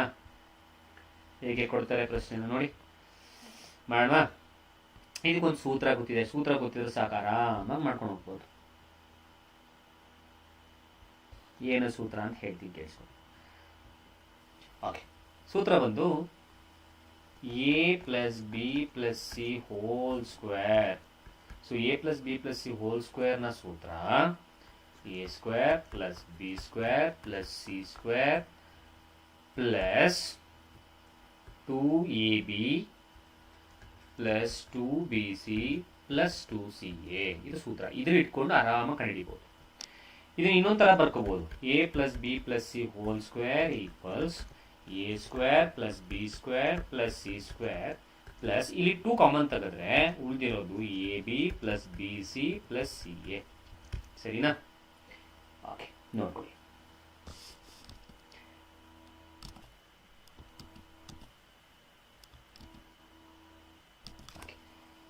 ಈಗ ಕೊಟ್ಟಿರೋ ಕಂಡೀಷನ್ ಬರ್ಕೊಳ್ಳೋಣ. ಕೊಟ್ಟಿರೋ ಕಂಡೀಷನ್ ಅಲ್ಲಿ ಮೊದಲನೇದು A plus B plus C ಕೊಟ್ಟಿದ್ದಾರೆ -3. ಸರಿ. 1/a plus 1/b plus 1/c ಮೇಲೆ ಕೊಟ್ಟಿದ್ದಾರೆ 3. ಸೊ ಇದರಲ್ಲಿ ಈ ಒಂದು ಇದರ ಅನ್ವಯ ಇಲ್ಲೆಲ್ಲೂ ಆಗಲ್ಲ. ಹೌದಾ? ಒಪ್ಕೋತೀರಾ? ಮತ್ತು ಎ ಬಿ ಸಿ ಬೆಲೆ 4 ಕೊಟ್ಟಿದ್ದಾರೆ. ಸೊ ಎಲ್ಲೋ ಆಗ್ಬೋದು, ಆದರೆ ಇದರ ಅನ್ವಯ ಎಲ್ಲೂ ಇಲ್ಲ. ಬಟ್ ನಾವು ಒಂಚೂರು ತಲೆ ಓಡಿಸ್ಬೇಕು. ಏನು ತಲೆ ಓಡಿಸ್ಬೇಕು ಅಂದರೆ ಇಲ್ಲಿ ಎಲ್ಲದರಲ್ಲೂ ಛೇದ ಡಿಫ್ರೆಂಟ್ ಇದೆ, ಎಲ್ಲದರಲ್ಲೂ ಡಿನಾಮಿನೇಟರ್ ಡಿಫ್ರೆಂಟ್ ಇರೋದ್ರಿಂದ ನಾವು ಇದಕ್ಕೆ LCM ತೆಗೆಬೇಡ. ಎ ಬಿ ಸಿಗೆ ಲಾಸ ತೆಗೆದ್ರೆ ಅದು ಎ ಬಿ ಸಿನೇ ಬರುತ್ತೆ. ಸರಿನಾ? ಸರಿ. ಇಲ್ಲಿ ಎಗೆ ಎ ಹೋದರೆ ಉಳಿಯೋದು ಬಿ ಸಿ ಪ್ಲಸ್ ಬಿಗೆ ಬಿ ಹೋದರೆ ಉಳಿಯೋದು ಎ ಸಿ, ಸಿಗೆ ಸಿ ಹೋದರೆ ಉಳಿಯೋದು ಎ ಬಿ ಈಕ್ವಲ್ಸ್ 3. ಸರಿನಾ? ಕ್ಲಿಯರಾ? ಸೊ ಇಲ್ಲೇನಿಲ್ಲ ಅಂದ್ರೆ 1. ಕ್ಲಿಯರಾ? ಈಗ ಇಲ್ಲಿ ಎ ಬಿ ಸಿ ಬೆಲೆ ಕೊಟ್ಟಿರಲ್ಲ. ಎ ಬಿ ಸಿ ಬೆಲೆ ಎಷ್ಟು? 4. ಹಾಗಾಗಿ ಈ ಜಾಗದಲ್ಲಿ 4 ಹಾಕೋಣವಾ? So B C plus A C plus A B divided by 4 equals to 3. ಅರ್ಥ ಆಯ್ತಾ? ಎಷ್ಟು? ಈಗ ಒರೆ ಗುಣಾಕಾರ ಮಾಡಿದ್ರೆ ನಮ್ಗೆ ಇದರ ಬೆಲೆ ಸಿಗುತ್ತೆ. ಬಟ್ ಇದನ್ನ ನೀಟಾಗಿ ರೀಅರೇಂಜ್ ಮಾಡಿ ಬರ್ಕೋತೀನಿ. ಹೆಂಗೆ ಬರ್ಕೋತೀನಿ? A B plus B C plus C A equals to 4 3 12, 4 3 12. 1 ಇಂದ ಗುಣಿಸಿದ್ರೆ ಅದೇ ಬರುತ್ತೆ. ಹಾಗಾದ್ರೆ ಇದರ ಬೆಲೆ ಎಷ್ಟಾಯ್ತು ಅಂದ್ರೆ 4 3 12. Is it clear? ಈಗ A plus B plus C ನ ಬೆಲೆ -3, ಎ ಬಿ ಸಿ ಬೆಲೆ 4, A B plus B C plus C A ಬೆಲೆ 12. ಇದನ್ನ ಈ ಸೂತ್ರಕ್ಕೆ ಹಾಕೋಣ. ಈ ಸೂತ್ರಕ್ಕೆ ಹಾಕಿದ್ರೆ ನಮ್ಗೆ ಆರಾಮಾಗಿ ಬೆಲೆ ಸಿಕ್ಬಿಡುತ್ತೆ. ಅರ್ಥ ಆಯ್ತಾ? ಸೂತ್ರ ಬರ್ಕೊಳ್ಳ. A plus B plus C whole square equals a² plus b² plus c² plus 2 into bracket ಅಲ್ಲಿ A B plus B C plus C A. Good. ನೋಡಿ, ಒಂಚೂರು ತಲೆ ಓಡಿಸಿದಕ್ಕೆ ನಮಗೆ ಆರಾಮಾಗಿ ಸ್ಟೆಪ್ಸ್ ಬಂದ್ಬಿಡ್ತು. ಈಗ ನೋಡಿ, A plus B plus C ನ ಬೆಲೆ ಕೊಟ್ಟಿದ್ದಾರೆ ಎಷ್ಟು? -3. ಅದನ್ನು ಇಷ್ಟೂ ಜಾಗದಲ್ಲೂ ನಾನು -3 ಹಾಕ್ಬೋದಾ? ತಲೆ ಮೇಲೆ square. a² plus b² plus c² ಬೆಲೆ ಗೊತ್ತಿಲ್ವಲ್ಲ ಸರ್? ಸರ್ ಕ್ವಶನ್ ನೋಡಿ, ನಮ್ಗೆ ಅದನ್ನೇ ಕೇಳ್ತಾರೆ. Plus 2 into A B plus B C plus C A ಬೆಲೆ ಈಗ ತಾನೇ ಬಂತು. ಹಾಗಾದ್ರೆ ಇಷ್ಟೂ ಜಾಗದಲ್ಲೂ 12 ಹಾಕೋಬೋದಾ? ಮುಗೀತಲ್ಲ. -3 ಸ್ಕ್ವೇರ್ ಅಂದರೆ 9, a² plus b² plus c² plus 12 24, 12 2 24. ಈ 24 ಈಚೆ ಕರ್ಕೊಂಡ್ಬಿಡಿ sir. 9 minus 24 equals a² plus b² plus c². ಬಂತಲ್ಲ? ಹಾಗಾದ್ರೆ a² plus b² plus c² is equals to answer ಮುಗಿತು. ಪ್ಲಸ್ 3 ಯಾವ್ದು ಪ್ಲಸ್ 3? -3.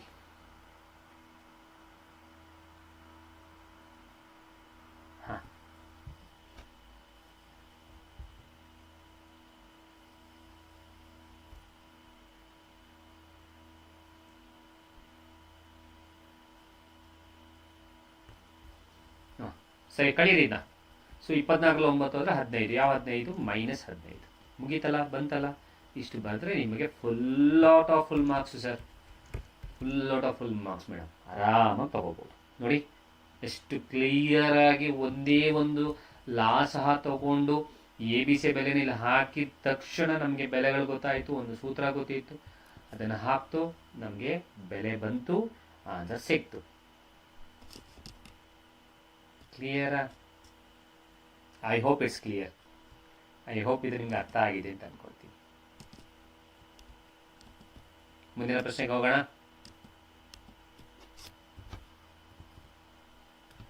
ತಗೊಳ್ಳಿ, trigonometry. tan 35 degree into tan 40 degree into tan 45 degree into tan 50 degree into tan 55 degree equals to 1 ಎಂದು ಸಾಧಿಸಿ. 2 marks question. Okay, so ಹೇಗೆ ಸಾಧಿಸೋದು ನೋಡಿ, ಒಂದ್ಸಲ question ಬರ್ಕೊಳ್ತೀನಿ. tan 35 degree into tan 40 degree into tan 45 degree into tan 50 degree into tan 55 degree. ಇದು LHS. RHS ಅಲ್ಲಿ ಏನು ಸಾಧಿಸಬೇಕು? ಒಂದೊಂದು ಸಾಧಿಸಬೇಕು. ಸಾಧಿಸೋಣ. ಸಿಂಪಲ್. ನಮಗೆ ಇದನ್ನು ಸಾಲ್ವ್ ಮಾಡಬೇಕು ಅಂದರೆ ಒಂದು ಫಾರ್ಮುಲಾ ಗೊತ್ತಿರಬೇಕು. ನೋಡಿ, tan 90 ಮೈನಸ್ ತೀಟಾ ಅಂತಂದ್ರೆ ಕಾಟ್ ತೀಟಾ. ಇಲ್ಲಿ ತೀಟಾ ಬೆಲೆ ಇಲ್ಲಿ ಇರ್ಬೋದು. ಓಕೆನಾ? ಇದೊಂದು ಫಾರ್ಮುಲಾ ಇಟ್ಕೊಳ್ಳಿ. ಎರಡನೇದು ಕಾಟ್ ತೀಟಾ ಅಂತಂದ್ರೆ 1/tan ತೀಟಾ. ಈ ಎರಡು ಫಾರ್ಮುಲಾಸ್ನ ತಲೆ ಇಟ್ಕೊಳ್ಳೋಣ. ಈ ಎರಡು ಫಾರ್ಮುಲಾಸ್ ತಲೆ ಇಟ್ಕೊಂಡ್ಬಿಟ್ರೆ ನಿಮ್ಗೆ ಈಸಿ ಮಾಡ್ಕೊಳ್ಳುವಂಥದ್ದು. ಸರಿ, ಏನು ಮಾಡೋಣ ನೋಡಿ. 50 40 ಓಕೆ, 35 55. ಸರಿ, tan 35ನ ಹಾಗೆ ಬರ್ಕೋತೀನಿ ನಾನು ಸರ್. ಇಂಟು tan 40ಯ ಬದಲು tan 90 ಮೈನಸ್ 40 ಬರ್ಕೋತೀನಿ. ಇಂಟು tan 45ನ ಹಾಗೆ ಬರ್ಕೋತೀನಿ. ಅರ್ಥ ಆಗ್ತಿದೆಯಾ? ಸರಿ, ಓಕೆ, ಸರಿ ಇದೆ. ನೆಕ್ಸ್ಟ್ tan 50ನ ಹಾಗೆ ಬರ್ಕೋತೀನಿ. ಇಂಟು tan 55ನ ಬದಲು ಇಲ್ಲಿ ಬರಿತೀನಿ ನೋಡಿ, tan 90 ಮೈನಸ್ 55 ಬರೀತೀನಿ. ಕ್ಲಿಯರ್ ಇಷ್ಟು? ಓಕೆ, ನೆಕ್ಸ್ಟ್ ಓಕೆ, ಈಗ tan 35 ಹಂಗೆ ಇಟ್ಕೋತೀನಿ ನಾನು. Into tan 90 minus theta. 90 40 ಕಳೀರಿ. 90 40 ಕಳೆದ್ರೆ ಎಷ್ಟು? 50. ಸೊ tan 90 ಮೈನಸ್ ತೀಟಾ ಅಂತಂದ್ರೆ ಕಾಟ್ ತೀಟಾ ಅಂತ ಬರದೆ ಅಲ್ವಾ? ಹಾಗಾದ್ರೆ ಇಲ್ಲಿ tan 90 ಮೈನಸ್ 40 ಬದಲು ಕಾಟ್ 50 ಬರಿಬೋದಾ? ಖಂಡಿತವಾಗ್ಲೂ ಬರಿಬೋದು. ಓಕೆನಾ? ಇಂಟು tan 45 ಹಂಗೆ ಇಟ್ಕೋತೀನಿ. ನೆಕ್ಸ್ಟ್ tan 50ನೂ ಹಂಗೆ ಇಟ್ಕೋತೀನಿ, 55 ಆಯ್ತಾ? ಇಂಟು ಇಲ್ಲಿ tan 90 ಮೈನಸ್ 55 ಅಂತಂದ್ರೆ ನಾನು 90 55 ಹೋದ್ರೆ 35. ಸೊ ಕಾಟ್ 35 ಬರಿಬೋದಾ? ಬರಿಬೋದು ಸರ್. ಯಾಕೆಂದ್ರೆ ಈಗ ತಾನೇ ಹೇಳಿದ್ರಲ್ಲ tan 90 ಮೈನಸ್ ತೀಟಾ ಅಂದ್ರೆ ಎಷ್ಟು ಸರ್? Cot theta. ಗೊತ್ತಾಗ್ಲಿಲ್ಲ ಅಂದ್ರೆ ಹಿಂದಕ್ಕೆ ಹೋಗಿ ಒಂದ್ಸಲ ನೋಡಿ. ಗೊತ್ತಾಗಲಿಲ್ಲ ಅಂದ್ರೆ ಮೆಸೇಜ್ ಮಾಡಿ, ನಾನು ಇನ್ನೊಂದ್ಸಲ ಕ್ಲಿಯರ್ ಮಾಡ್ಕೊಳ್ತೀನಿ. ಇಷ್ಟು ಅರ್ಥ ಆಗಿದೆಯಾ? Cot theta, tan 90 minus theta ಅಂದ್ರೆ ಕಾಟ್ ತೀಟಾ ಅಂತ ಹಾಕೊಂಡಿದ್ದೀನಿ ನಾನು. ಅದ್ರಲ್ಲಿ ಎರಡು ಬೆಲೆಗಳನ್ನ ನಾನು ಬದಲಾವಣೆ ಮಾಡಿ ಹಾಕೊಂಡಿದ್ದೀನಿ ನಾನು. ಓಕೆನಾ? ಈಗ ಈ ಸೂತ್ರ ಯೂಸ್ ಮಾಡ್ಕೊಳ್ಳೋಣ. ಸೊ tan 35 ಅಲ್ಲೇ ಇರುತ್ತೆ. ಇಂಟು ಕಾಟ್ 50ಯ ಬದಲು can I right 1/tan 40 tan 50? ಖಂಡಿತವಾಗ್ಲೂ ಬರೀಬಹುದು. ಯಾಕೆಂದ್ರೆ ಸರ್ ಈಗ ತಾನೇ ಹೇಳ್ಕೊಟ್ರಲ್ಲ ಸರ್, ಕಾಟ್ ತೀಟಾ ಅಂದ್ರೆ 1/tan ತೀಟಾ ಫಾರ್ಮುಲಾ. ಸರಿನಾ? ಇಂಟು tan 45 ಅಲ್ಲೇ ಇರಲಿ. ಇಂಟು ಸೊ tan 55ನೂ ಅಲ್ಲೇ ಇರಲಿ. Okay, tan 55 okay okay 50. ಇದು tan 50, ಸಾರಿ ಇದು tan 50 ಅಲ್ವಾ? ಓಕೆ, tan 50 ಸಾರಿ, ಇದು tan 50 ಮಾಡ್ಕೊಳ್ಳಿ. 55 ಬಂದ್ಬಿಟ್ಟಿದೆ, ಇದು tan 50 ಮಾಡ್ಕೊಳ್ಳಿ. ಸೊ ಇಂಟು ಇದು tan 50 ಇಂಟು, ಸರಿನಾ? ಕ್ಲಿಯರ್ ಆಗಿದೆಯಾ? ನೆಕ್ಸ್ಟ್ ಕಾಟ್ 35 ಹಾಗೆ ಬರ್ಕೋತೀವಿ. ಕಾಟ್ 35 ಬದಲು ನಾವು ಏನಂತ ಬರ್ಕೋಬಹುದು? 1/tan 35 ಬರ್ಕೋಬಹುದು. ಅರ್ಥ ಆಯ್ತಾ? ಇಷ್ಟು ಇನ್ನೊಂದ್ಸರಿ ಹೇಳ್ಬಿಡ್ತೀನಿ, ಕೇಳಿಸ್ಕೊಳ್ಳಿ. tan 35 ಹಂಗೆ ಇಟ್ಕೊಂಡೆ, ಕಾಟ್ 50ಯ ಬದಲು 1/tan 50 ಬರ್ಕೊಂಡೆ, ಯಾಕೆಂದ್ರೆ ಸೂತ್ರ ಅದನ್ನ ಹೇಳುತ್ತೆ. ನೆಕ್ಸ್ಟ್ tan 45 ಹಂಗೆ ಬರ್ಕೊಂಡೆ, tan 50ನೂ ಹಂಗೆ ಬರ್ಕೊಂಡೆ, ಕಾಟ್ 35ನ ಬದಲಾಗಿ 1/tan 35 ಬರ್ಕೊಂಡೆ. ಇಲ್ಲಿ tan 35ಗೆ tan 35 ಕ್ಯಾನ್ಸಲ್ ಆಯಿತು, tan 50ಗೆ tan 50 ಕ್ಯಾನ್ಸಲ್ ಆಯಿತು. ಸೊ ಇಲ್ಲಿ tan 45 ಡಿಗ್ರಿಯ ಬೆಲೆ 1. ಹಾಗಾದ್ರೆ ಇಲ್ಲೂ ಒಂದು ಉಳಿಯಿತು, ಇಲ್ಲೂ ಒಂದು ಉಳಿಯಿತು, ಇಲ್ಲೂ ಒಂದು ಉಳಿಯಿತು, ಇಲ್ಲೂ ಒಂದು ಉಳಿಯಿತು, ಇಲ್ಲೂ ಒಂದು ಉಳಿಯಿತು. ಹಾಗಾದ್ರೆ ಇಷ್ಟನ್ನು ಗುಣಿಸಿದ್ರೆ 1 ಬರುತ್ತೆ, which is equals to RHS.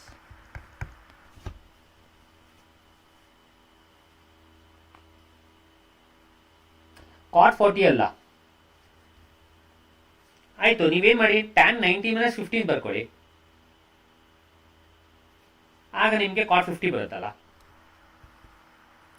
ಒಟ್ಟಲ್ಲಿ ನಮ್ಗೆ ಇದು ಬರಬೇಕು. ಎರಡು ತರ ಹೇಳ್ಕೊಡ್ತಾರೆ ಇದನ್ನ, ಟ್ರಿಗ್ನೋಮೆಟ್ರಿಕ್ ಅಂತ ನಾವೇನು ಹೇಳ್ತೀವಿ, ಟ್ರಿಗ್ನೋಮೆಟ್ರಿ ಬರೋ ಟಾಪಿಕ್ ಇದರಲ್ಲಿ ಕಾಂಪ್ಲಿಮೆಂಟರಿ ಆಂಗಲ್ಸ್ ಅಂತ ನಾವೇನು ಹೇಳ್ತೀವಿ, ಪರಿಪೂರಕಗಳು ಅಂತ ನಾವೇನು ಹೇಳ್ತೀವಿ, ಅದರಲ್ಲಿ ಎರಡು ತರ ಬರುತ್ತೆ.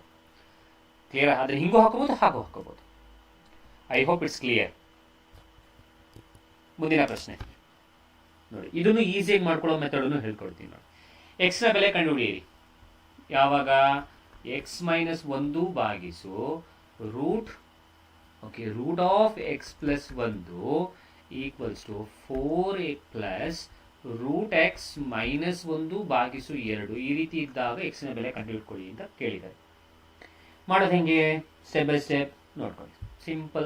ಸಿಂಪಲ್ ಆಗಿ ಎಕ್ಸಾಮಲ್ಲಿ ಕೂತ್ಕೊಂಡಾಗ ಅರ್ಥನೂ ಆಗಬೇಕು, ನೀವು ಸ್ಟೆಪ್ ಬೈ ಸ್ಟೆಪ್ಪೂ ಬರೀಬೇಕು, ಸ್ಕಿಪ್ಪು ಮಾಡಬಾರ್ದು, ಬೇಗ ಬರಬೇಕು ಅನ್ನೋಂಥದ್ದನ್ನು ನೋಡೋದಾದ್ರೆ ನೋಡ್ಕೊಳ್ಳಿ, ಹೇಳ್ಕೊಡ್ತೀನಿ. ಈ ಥರ ಕ್ವಶನ್ ಕೊಟ್ಟು ಎಕ್ಸ್ನ ಬೆಲೆ ಕಂಡುಹಿಡೀರಿ ಅಂತಂದಾಗ ಒಂದು ಸಜೆಷನ್ ಕೊಡ್ತೀನಿ ನಿಮಗೆ. ಏನು ಸಜೆಷನ್ನು ಅಥವಾ ಹಿಂಟ್ ಅಂತಲೇ ಅಂದ್ಕೊಳ್ಳಿ. ಏನು ಹಿಂಟು? ಸರ್, ಎಕ್ಸ್ನ ಬೆಲೆ ಅಂತ ಕೊಟ್ಬಿಟ್ಟು ಏನಾದರೂ ಕೊಡಲಿ, ಆಯಿತಾ, ನೀವು ಅದನ್ನು ವೇರಿಯೇಬಲ್ ಥರ ಮಾಡಿಕೊಂಡು ಇನ್ನೊಂದು ವೇರಿಯೇಬಲ್ ಥರ ಕನ್ವರ್ಟ್ ಮಾಡಿಕೊಂಡು ಒಂದು ಕ್ವಾಡ್ರಾಟಿಕ್ ಈಕ್ವೇಷನ್ ಮಾಡ್ಕೊಳ್ಳಿ. ಅರ್ಥ ಆಗ್ತೀಯಾ? ಕ್ವಾಡ್ರಾಟಿಕ್ ಈಕ್ವೇಷನ್ ಅಂದರೆ ಒಂದು ವರ್ಗ ಸಮೀಕರಣ ಮಾಡ್ಕೊಳ್ಳಿ. ವರ್ಗ ಸಮೀಕರಣ ಮಾಡಿಕೊಂಡ್ರೆ ನಿಮಗೆ ಈಸಿಯಾಗಿ ಕಂಡುಹಿಡ್ಕೋಬಹುದು. ಓಕೆ, ಆಮೇಲೆ ಈಗ ನಾನೆಲ್ಲ ಮಾಡಿಸ್ತಿದ್ದೀನಲ್ಲ ಆ ಪ್ರಾಬ್ಲಮ್ಸ್ಗಳನ್ನ ಇನ್ನೊಂದು ರೀತಿಯಲ್ಲೂ ಮಾಡ್ಬೋದು. ಸೊ ನಿಮಗೆ ಗೊತ್ತಿದ್ರು ಆ ಮೆಥಡನ್ನು ಯೂಸ್ ಮಾಡ್ಕೊಳ್ಳಿ. ಯಾಕಂದರೆ ಈ ಮೆಥಡನ್ನು ಎರಡೆರಡು ಥರ ಮಾಡ್ಬೋದು ನಾವು, ಅದಕ್ಕೋಸ್ಕರ. ಇಲ್ಲ ಎರಡು ಥರ ಏನು ಮಾಡ್ತೀನಿ ಅನ್ನೋದು ನೋಡ್ಕೊಳ್ಳಿ. ಎರಡನೇ ಅಥವಾ ಮೆಥಡ್ ಯಾವ ಥರ ಯೂಸ್ ಮಾಡ್ತೀನಿ ಅಂತ ಅಂದ್ಕೊಳ್ಳಿ. ಇಲ್ಲಿ x-1 ಇದೆಯಲ್ಲ, ಈ x-1ನ ರೀರೈಟ್ ಮಾಡ್ತೀನಿ ನಾನು, ಪುನಃ ಚೇಂಜ್ ಮಾಡಿ ರೀರೈಟ್ ಬರೀತೀನಿ. ಹೆಂಗೆ ರೀರೈಟ್ ಮಾಡೋದು ಅನ್ನೋದನ್ನು ತಿಳ್ಕೊಳ್ಳಿ. ಈ x-1ನ ಬದಲಾಗಿ ನಾನು can I write root X plus 1 into root X minus 1. ನಿಮಿಷ ಇದರ ಮಾಡಿ.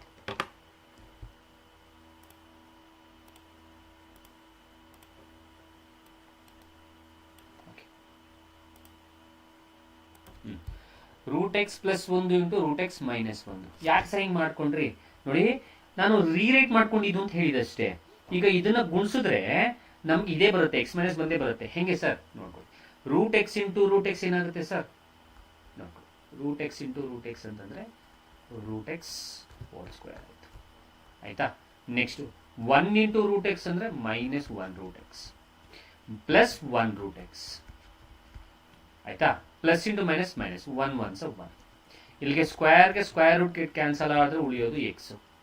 ಇಲ್ಲಿ 1 ರೂಟ್ ಎಕ್ಸ್ಗೆ 1 ರೂಟ್ ಎಕ್ಸ್ ಕ್ಯಾನ್ಸಲ್ ಆದ್ರೆ ಉಳಿಯೋದು ಎಕ್ಸ್ ಮೈನಸ್ 1. ನೋಡಿ, ನಾನು ಇದನ್ನ ರೀರೈಟ್ ಮಾಡ್ಕೊಂಡು ಈ ರೀತಿ ಬರೆದು ಸಿಂಪ್ಲಿಫೈ ಮಾಡೋದು ಅದೇ ಬರ್ತಾ ಇದೆ. ಹಾಗಾಗಿ ನಾನು ಎಕ್ಸ್ ಮೈನಸ್ 1ರ ಜಾಗದಲ್ಲಿ ನಾನು root X plus 1 into root X minus 1 ಅಂತ ಬರ್ಕೋಬಹುದು. ಕ್ಲಿಯರಾ? ಅರ್ಥ ಆಗ್ತಿದ್ಯಾ?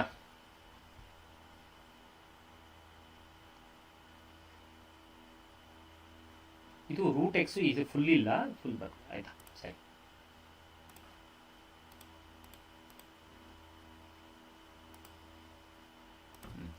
ರೂಟ್ ಎಕ್ಸ್ ಇಲ್ಲಿ ಬರ್ಕೊಳ್ಳಿ. Okay, next step. ಈಗ ಪ್ರಶ್ನೆ ತಗೊಳ್ಳೋಣ. ಪ್ರಶ್ನೆ ಬಂದು ಸರ್, x-1 ಭಾಗಿಸು root X plus 1 equals to 4 plus 4 plus root X minus 1 ಭಾಗಿಸು 2 ಇತ್ತು. ಈಗ ಇದರ ಬದಲು ಏನೇನು ಬರ್ಕೊಂಡೆ sir? Root X plus 1 into root X minus 1 ಅಂತ ಬರ್ಕೊಂಡೆ. Whole divided by root X plus 1 ಅಲ್ಲೇ ಇದೆ, equals to 4 plus root X minus 1 ಅಲ್ಲೇ ಇದೆ, ಭಾಗಿಸು 2 ಅಲ್ಲೇ ಇದೆ. ಇಲ್ಲಿ ರೂಟ್ ಎಕ್ಸ್ ಪ್ಲಸ್ 1ಗೆ ರೂಟ್ ಎಕ್ಸ್ ಪ್ಲಸ್ 1 ಹೋಯ್ತು. ಉಳಿದಿರೋದು ಏನು ಸರ್? Root X minus 1 equals to 4 plus root X minus 1 ಭಾಗಿಸು 2 ಉಳಿತು. ಸರಿನಾ? ಈಗೇನು ಮಾಡಿ ಅಂದರೆ ಕೆಲಸ ಮಾಡೋಣ. ರೂಟ್ ಎಕ್ಸ್ ನ ಈಸಿ ಮಾಡ್ಕೊಳ್ಳೋಕ್ಕೋಸ್ಕರ root X minus 1 equals to Y ಅಂತ ಬರ್ಕೋತೀನಿ. Root X minus 1 equals to Y ಅಂತ ಬರ್ಕೋತೀನಿ. ಅದರರ್ಥ ರೂಟ್ ಎಕ್ಸ್ ಮೈನಸ್ 1 ಅನ್ನೋ ಜಾಗದಲ್ಲಿ ನಾನು ಆ ಜಾಗದಲ್ಲಿ ಏನನ್ನು ಅಪ್ಲೈ ಮಾಡ್ಬೋದು ಅಥವಾ ಏನನ್ನು ಪುಟ್ ಮಾಡ್ಬೋದು, ಏನು ಇಡ್ಬೋದು, ವೈ ಅಂತ ಕರಿಬಹುದು, ವೈ ಅಂತ ಹಾಕಬಹುದು. ಅರ್ಥ ಆಯ್ತಾ? ಸೊ ಸಿಂಪ್ಲಿಫೈ ಮಾಡ್ಕೊಳ್ಳೋಕ್ಕೋಸ್ಕರ, ನನಗೆ ಈಸಿ ಮಾಡ್ಕೊಳ್ಳೋಕ್ಕೋಸ್ಕರ, ಹಾಗಾದ್ರೆ ಇಷ್ಟೂ ಜಾಗದಲ್ಲೂ ನಾನು ಏನು ಬರಿಬೋದು, ವೈ ಅಂತ ಬರಿಬೋದು. ಈಕ್ವಲ್ಸ್ 4 ಅಲ್ಲೇ ಇರಲಿ, ಪ್ಲಸ್ ಇಲ್ಲಿ ರೂಟ್ ಎಕ್ಸ್ ಮೈನಸ್ 1 ಇಷ್ಟೂ ಜಾಗದಲ್ಲಿ ಏನು ಬರಿಬೋದು, ವೈ ಅಂತ ಬರ್ಬೋದು, ಭಾಗಿಸು 2. ಈಗ ವೈ ಬೈ 2 ಈಚೆ ಕರ್ಕೊಳ್ಳಿ. ಸೊ ವೈ ಅಲ್ಲೇ ಇದೆ, ವೈ ಬೈ 2 ಈ ಕಡೆಗೆ ಬಂದರೆ ಮೈನಸ್ ವೈ ಬೈ 2 ಈಕ್ವಲ್ಸ್ 4. ಇಲ್ಲಿ ಏನೂ ಇಲ್ಲ ಅಂದರೆ 1 ಇರುತ್ತೆ, ಲಾಸಹ ತಗೊಳ್ಳಿ, 2 ಮತ್ತು 1 ಕೆಲ್ಸಿಯಂ 2 ಈಕ್ವಲ್ಸ್ 4. ಇದು 4 ಅಲ್ಲೇ ಇರುತ್ತೆ. ಇದು ಸಿಂಪ್ಲಿಫೈ ಮಾಡೋಣ, ಓಕೆನಾ? 2 ಇಂಟು ವೈ ಅಂದರೆ 2y ಮೈನಸ್ ವೈ ಇಂಟು 1 ಅಂದರೆ ವೈ. ಅರ್ಥ ಆಯ್ತಾ?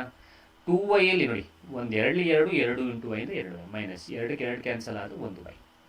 2y ಅಲ್ಲಿ 1y ಹೋದರೆ 1y ಉಳಿತು, ಸಾರಿ 1y ಭಾಗಿಸು 2 ಈಕ್ವಲ್ಸ್ 4. ಈಗ ಓರೆ ಗುಣಾಕಾರ ಮಾಡಿ. ಹಾಗಾದರೆ ವೈನ ಬೆಲೆ ಎಷ್ಟು ಬಂತು ಅಂದರೆ 8 ಬಂತು. ವೈನ ಬೆಲೆ ಎಷ್ಟು ಬಂದಂಗಾಯ್ತು, 8. ಕ್ಲಿಯರ್? ಎಷ್ಟು ಓರೆ ಗುಣಾಕಾರ ಮಾಡಿದ್ರೆ ನಾ ಕೇಳಿ 8, 4 2 8. ಓಕೆ, ಹಾಗಾದರೆ ಓಕೆ ಇಲ್ಲಿ ಬರೆಯೋಣ. ಇಲ್ಲಿ ನೋಡಿ, ರೂಟ್ ಎಕ್ಸ್ ಮೈನಸ್ 1 ಅಂದರೆ ಏನಂತ ಬರ್ತಿದ್ದೀವಿ ನಾವು, ವೈ ಅಂತ ಬರ್ಕೊಂಡಿದ್ವಿ. ಇನ್ನೊಂದು ಸ್ಲೈಡ್ ತಗೋತೀನಿ, ಒಂದು ನಿಮಿಷ.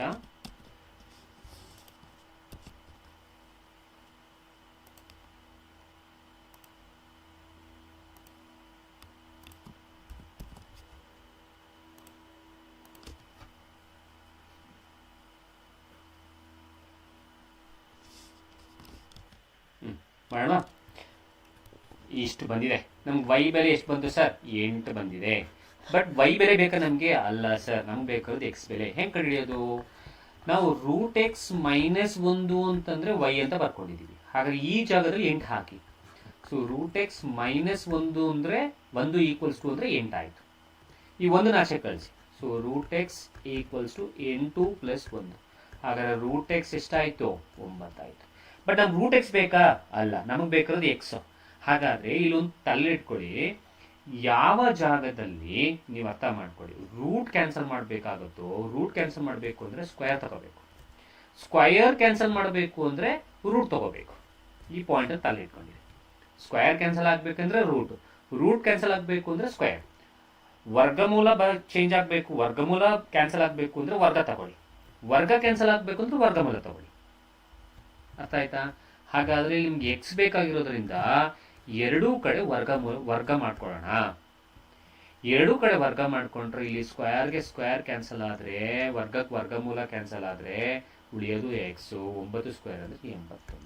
ಹಾಗಾದ್ರೆ ಎಕ್ಸ್ ನ ಬೆಲೆ ಎಷ್ಟು ಬಂದಂಗಾಯ್ತು, 81 ಬಂದಂಗಾಯ್ತು. It's clear? ನಮಗೆ ಆನ್ಸರ್ ದೊರಕ್ತು. I hope it's clear.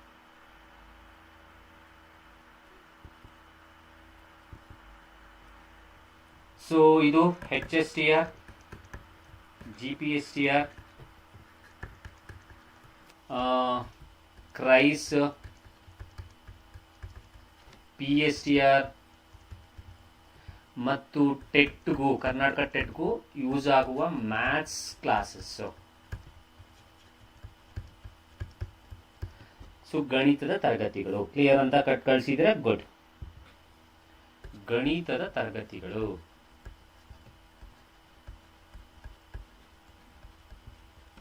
So both Kannada ಮಾಧ್ಯಮ ಮತ್ತು ಇಂಗ್ಲಿಷ್ ಮಾಧ್ಯಮದಲ್ಲಿ ಇರುತ್ತೆ. ಡೈಲಿ 9 ಗಂಟೆಗೆ ಯೂಟ್ಯೂಬ್ನಲ್ಲಿ ಕ್ಲಾಸಸ್ ಇರುತ್ತೆ. ಓಕೆನಾ? ಸೊ ಇದರಲ್ಲಿ ನಾವು ಏನು ಮಾಡ್ತೀವಿ ಅಂತಂದರೆ ಕಾನ್ಸೆಪ್ಟ್ ಹೇಳ್ಕೊಡ್ತೀವಿ, PYQs ಮಾಡ್ತೀವಿ. PYQs ಅಂದ್ರೆ ಏನು? ಪ್ರೀವಿಯಸ್ ಇಯರ್ಸ್ ಕ್ವಶನ್ಸ್ಗಳನ್ನ ಮಾಡ್ತೀವಿ. ಅರ್ಥ ಆಗ್ತಿದೆಯಾ? ಪ್ರೀವಿಯಸ್ ಇಯರ್ಸ್ ಕ್ವಶನ್ಸ್ ಮತ್ತು GPSTRಗೆ ಬೇಕಾಗಿರುವ ಡಿಸ್ಕ್ರಿಪ್ಟಿವ್ ಕ್ವಶನ್ಸ್, ವಿವರಣಾತ್ಮಕ ಕ್ವಶನ್ಸ್ಗಳನ್ನು ಕೂಡ ಮಾಡ್ಕೊಡ್ತೀವಿ. ನಿಮ್ಮ ಪ್ರಶ್ನೆಗಳಿದ್ರೆ, ಯಾವ್ದಾದ್ರು ಪ್ರಶ್ನೆಗಳಿದ್ರೆ 8088100752ಗೆ ಕಳಿಸ್ಕೊಡಿ. ಅಲ್ಲೂ ಕೂಡ ಆ ಪ್ರಶ್ನೆನ ತಗೊಂಡು ಕೂಡ ನಾವು ಮಾಡ್ಕೊಡ್ತೀವಿ. ಅರ್ಥ ಆಗ್ತಿದೆಯಾ? ಸೊ ಡಿಸ್ಕ್ರಿಪ್ಟಿವ್ ಕ್ವಶನ್ ಪೇಪರ್ಗೂ ಆಗುತ್ತೆ, MCQsಗಳು ಮಾಡ್ತೀವಿ. MCQsನ ಮಾಡಿ ಅದಕ್ಕೂ ಶಾರ್ಟ್ಕಟ್ ಮೆಥಡು ಹೇಳ್ಕೊಡ್ತೀವಿ. ಓಕೆ, ಮೇಜರ್ ಆಗಿ ಡಿಸ್ಕ್ರಿಪ್ಟಿವ್ ಮತ್ತು ಇನ್ನೊಂದು ಮ್ಯಾಥ್ಸ್ ಪೆಡಗಾಗಿ ಕ್ಲಾಸಸ್ಸು ಸಿಗುತ್ತೆ ನಿಮಗೆ. ಈಗ 10 ಕಾಲ್ಗೆ ಮ್ಯಾಥ್ಸ್ ಪೆಡಗಾಗಿ ಕ್ಲಾಸ್ ಇದೆ, ಅಟೆಂಡ್ ಮಾಡಿ. 10:15ಗೆ ಯೂಟ್ಯೂಬ್ನಲ್ಲೇ ಮ್ಯಾಥ್ಸ್ ಪೆಡಗಾಗಿ ನನ್ನ VGT ಅಕಾಡೆಮಿ ಚಾನಲ್ನಲ್ಲೇ ಮ್ಯಾಥ್ಸ್ ಪೆಡಗಾಗಿ ಗಣಿತದ ಬೋಧನಾ ಶಾಸ್ತ್ರ ಅಂತ ನಾವು ಕರಿತೀವಿ. ಸೊ ಅದು 10:15ಗೆ 10:15 ಇದೆ, ನೀವು ಅಟೆಂಡ್ ಮಾಡ್ಬೋದು. VGT ಅಕಾಡೆಮಿ ಆ್ಯಪ್ನ ಡೌನ್ಲೋಡ್ ಮಾಡ್ಕೊಳ್ಳಿ ಸರ್. ಸೊ ಏನೋ ಕಲ್ತಿದ್ದೀವಿ, ಏನೋ ಆಯಿತು, ರಿವಿಷನ್ ಆಯಿತು ಅಂತಂದರೆ ಮಾತ್ರ ಲೈಕ್ ಮಾಡಿ, ನಿಮ್ಮ ಫ್ರೆಂಡ್ಸ್ಗಳಿಗೆ ಶೇರ್ ಮಾಡಿ, ಯೂಟ್ಯೂಬ್ಗೆ ಸಬ್ಸ್ಕ್ರೈಬ್ ಆಗಿ ಅಂತ ಹೇಳಕ್ಕೆ ಇಷ್ಟಪಡ್ತೀನಿ. ಓಕೆನಾ?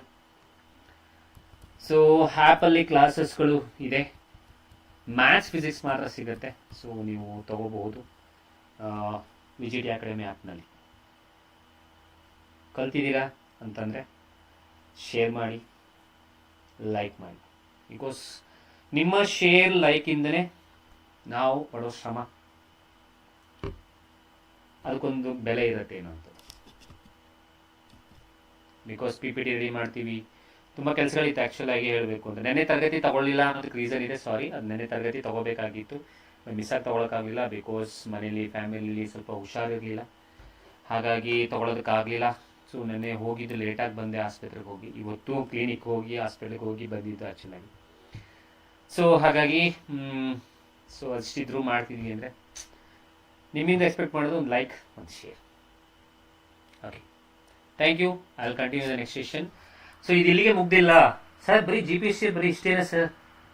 GPSC ಕ್ವಶನ್ ಪೇಪರ್ ಬರೀ ಇಷ್ಟೇನಾ? ಡಿಸ್ಕ್ರಿಪ್ಟಿವ್ MCQs ನಾರ್ಮಲ್ ನಿಮ್ಗೆ ಹೇಳ್ಕೊಡ್ತಾ ಇದ್ದೀನಿ, ನಿಮ್ಗೆ ಗೊತ್ತಿದ್ದು MCQs ನಡೀತಾ ಇದೆ ಸರ್. ಬಟ್ ಇದು ಡಿಸ್ಕ್ರಿಪ್ಟಿವ್ ಇಷ್ಟೇನಾ? ನೋ ಸರ್, ಕ್ವಶನ್ಸ್ಗಳು ಇನ್ನೂ ಬೇಕಾದಷ್ಟಿದೆ, ಪ್ರಶ್ನೆಗಳು ಬೇಕಾದಷ್ಟಿದೆ. ತಗೊಳ್ತೀನಿ, ಮಾಡಿಕೊಡ್ತೀನಿ. ಡಿಸ್ಕ್ರಿಪ್ಟಿವ್ನ ಮಾಡಿ ಕಲ್ತ್ಕೊಳ್ಳಿ. ಇದು ಡಿಸ್ಕ್ರಿಪ್ಟಿವ್ ಪೇಪರ್ ಆಗಿರೋದ್ರಿಂದ ಇದು ಕ್ಲಾಸ್ 1. ಸೊ ನಾಳೆ ತರಗತಿ ಫಿಕ್ಸ್ ಆಗಿದೆ. ಕ್ಲಾಸ್ 2 ಡಿಸ್ಕ್ರಿಪ್ಟಿವ್ ಪೇಪರ್ ಬಗ್ಗೆ ಮಾತಾಡೋಣ. ನೀವು GPSTR ಎಕ್ಸಾಮ್ಗೆ ರೆಡಿ ಆಗ್ತಾ ಇದ್ದೀನಿ ಅಂದರೆ ಇದು ಅತಿ ಮುಖ್ಯವಾದ ತರಗತಿಗಳು. ಬಿಕಾಸ್ ಅಲ್ಲಿ ನಿಮಗೆ ಡಿಸ್ಕ್ರಿಪ್ಟಿವ್ ಇರುತ್ತೆ, ಫಿಸಿಕ್ಸ್ ಇರುತ್ತೆ, ಮ್ಯಾಥ್ಸ್ MCQs ಇರುತ್ತೆ. ಆಲ್ಮೋಸ್ಟ್ ಲಾಸ್ಟ್ 77-80 ಮಾರ್ಕ್ಸ್ ಹತ್ರ ಬಂದಿರುತ್ತೆ ಅಂತ ಅಂದ್ಕೊಳ್ತೀನಿ ಮ್ಯಾಥ್ಸು, ಔಟ್ ಆಫ್ 150 ಮಾರ್ಕ್ಸಲ್ಲಿ. ಆ 150ಯಲ್ಲಿ ನಿಮಗೆ ಆಲ್ಮೋಸ್ಟ್ 70 ಮಾರ್ಕ್ಸ್ 73 ಅಷ್ಟು ಏನೋ ಲಾಸ್ಟ್ ಟೈಮ್ ನಾನು ನೋಡಿದ್ದೀನಲ್ಲ, ಅದರಲ್ಲಿ ನಿಮಗೆ MCQs ಸ್ವಲ್ಪ ಕಡಿಮೆ, ಒಂದು 10-15 ಏನು ಕೌಂಟ್ ಮಾಡಿದ್ದೀನಿ. ಅದ್ರ ಬಿಟ್ಟು ಉಳಿದಿದ್ದೆಲ್ಲ ನಿಮಗೆ ಆಲ್ಮೋಸ್ಟ್ 3 ಮಾರ್ಕ್ಸ್ ಕ್ವಶನ್ಸ್ ಇರುತ್ತೆ, 3 ಮಾರ್ಕ್ಸ್ ಜಾಸ್ತಿ ಇರುತ್ತೆ, 2 ಮಾರ್ಕ್ಸ್ ಇರುತ್ತೆ. ನಾವು ಇವತ್ತಿನ ತರಗತಿಯಲ್ಲಿ ಮಾತಾಡಿದ್ದು ಯಾವುದು? 2 ಮಾರ್ಕ್ಸ್ದು, ಹೌದಾ? ನೆಕ್ಸ್ಟ್ ಇನ್ನೂ 2 ಮಾರ್ಕ್ಸ್ದು ಬೇಕಾದಷ್ಟು ಕ್ವಶನ್ಸ್ಗಳಿದೆ, ಆಮೇಲೆ 3 ಮಾರ್ಕ್ಸ್ದು ಇದೆ, ಅದಕ್ಕೂ ಹೋಗೋಣ. ಪ್ರತಿಯೊಂದು ಮಾಡ್ಕೊಳ್ತೀನಿ. ಇವತ್ತಿನ ಪ್ರಶ್ನೆಗಳಲ್ಲಿ ನೋಡೋದಲ್ಲ, ಬೋರ್ಡಿಂದ ಬಿಟ್ಟಿರೋ ಪ್ರಶ್ನೆಗಳೇ ಇದು ಸರ್, ಅದನ್ನೇ ಮಾಡಿಕೊಟ್ಟಿರುವಂಥದ್ದು. ಸೊ ಹಾಗಾಗಿ ಶೇರ್ ಮಾಡಿ, ಲೈಕ್ ಮಾಡಿ. ನಾಳಿನ ತರಗತಿ ಮೀಟ್ ಮಾಡ್ತೀನಿ. ಇವತ್ತು 10:15ಗೆ ರೆಡಿಯಾಗಿ ಪೆಡಗಾಗಿ. ಮತ್ತು ನಾನು ಹೇಳಿದಾಗೆ VGT ಅಕಾಡೆಮಿ ಆ್ಯಪ್ನ ಡೌನ್ಲೋಡ್ ಮಾಡ್ಕೊಳ್ಳಿ. ನಾಳಿನ GPSC ಡಿಸ್ಕ್ರಿಪ್ಟಿವ್ ತರಗತಿಯಲ್ಲಿ ಇದರ ಕಂಟಿನ್ಯೂಷನ್ ಪಾರ್ಟ್ ಇರುತ್ತೆ. ಕ್ಲಾಸ್ 2 ಮುಗಿಸೋಣ, ಆದಷ್ಟು ಮುಗಿಸೋಣ. ಜೊತೆಗೆ MCQs ಕ್ಲಾಸಸ್ನು ಮಾಡ್ಕೊಳ್ತೀನಿ. Thank you, good night. ನಾಳಿನ ತರಗತಿ ಮೀಟ್ ಮಾಡ್ತೀನಿ. Okay, thank you. ನೀವು ಅದೊಂದು ವರ್ಡ್ ಸಾಕು, thank you sir, nice class ಅಂತ ಏನು ಹೇಳಿದ್ದೀರಾ, ಕ್ಲಿಯರ್ ಅಂತ ಏನು ಹೇಳಿದ್ದೀರಾ, ಸಾಕು.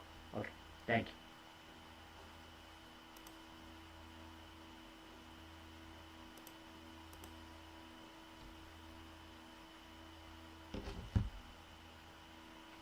ಪ್ರಶ್ನೆಗಳು ಬೇಕು ಅಂದರೆ ತಗೊಳ್ಳಿ, ಕೊಡ್ತೀನಿ. ಒಂದೆರಡು ಪ್ರಶ್ನೆಗಳನ್ನ ನೀವು ಟ್ರೈ ಮಾಡಿ ಮನೇಲಿ.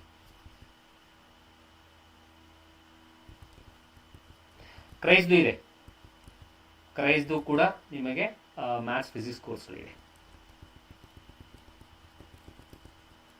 ಇಲ್ಲೇ ಇದೆಯಲ್ಲ, ನಾವು ಫುಲ್ಲು ಸ್ಕ್ರೀನ್ ಹೋಗೋ ಅವಶ್ಯಕತೆನೇ ಇಲ್ಲ, ಇಲ್ಲೇ ಇದೆ ನೋಡಿ. ಐ ಥಿಂಕ್ ಎಲ್ಲ ಕಂಡಿಡ್ದು ಆಯ್ತಲ್ವಾ? ಬೇರೆ ತೋರಿಸ್ತೀನಿ. ಒಂದೆರಡು ಕ್ವಶನ್ ಕೊಡ್ತೀನಿ, ಅದು ನಾನು ನಾಳೆ ಮಾಡ್ತೀನಿ. ಇಲ್ಲೊಂದಿದೆ ನೋಡಿ, ಕ್ವಶನ್ ಬರ್ಕೊಳ್ಳಿ, ಪಾಸ್ ಮಾಡಿ ಬರ್ಕೊಳ್ಳಿ ಬೇಕಾದ್ರೆ.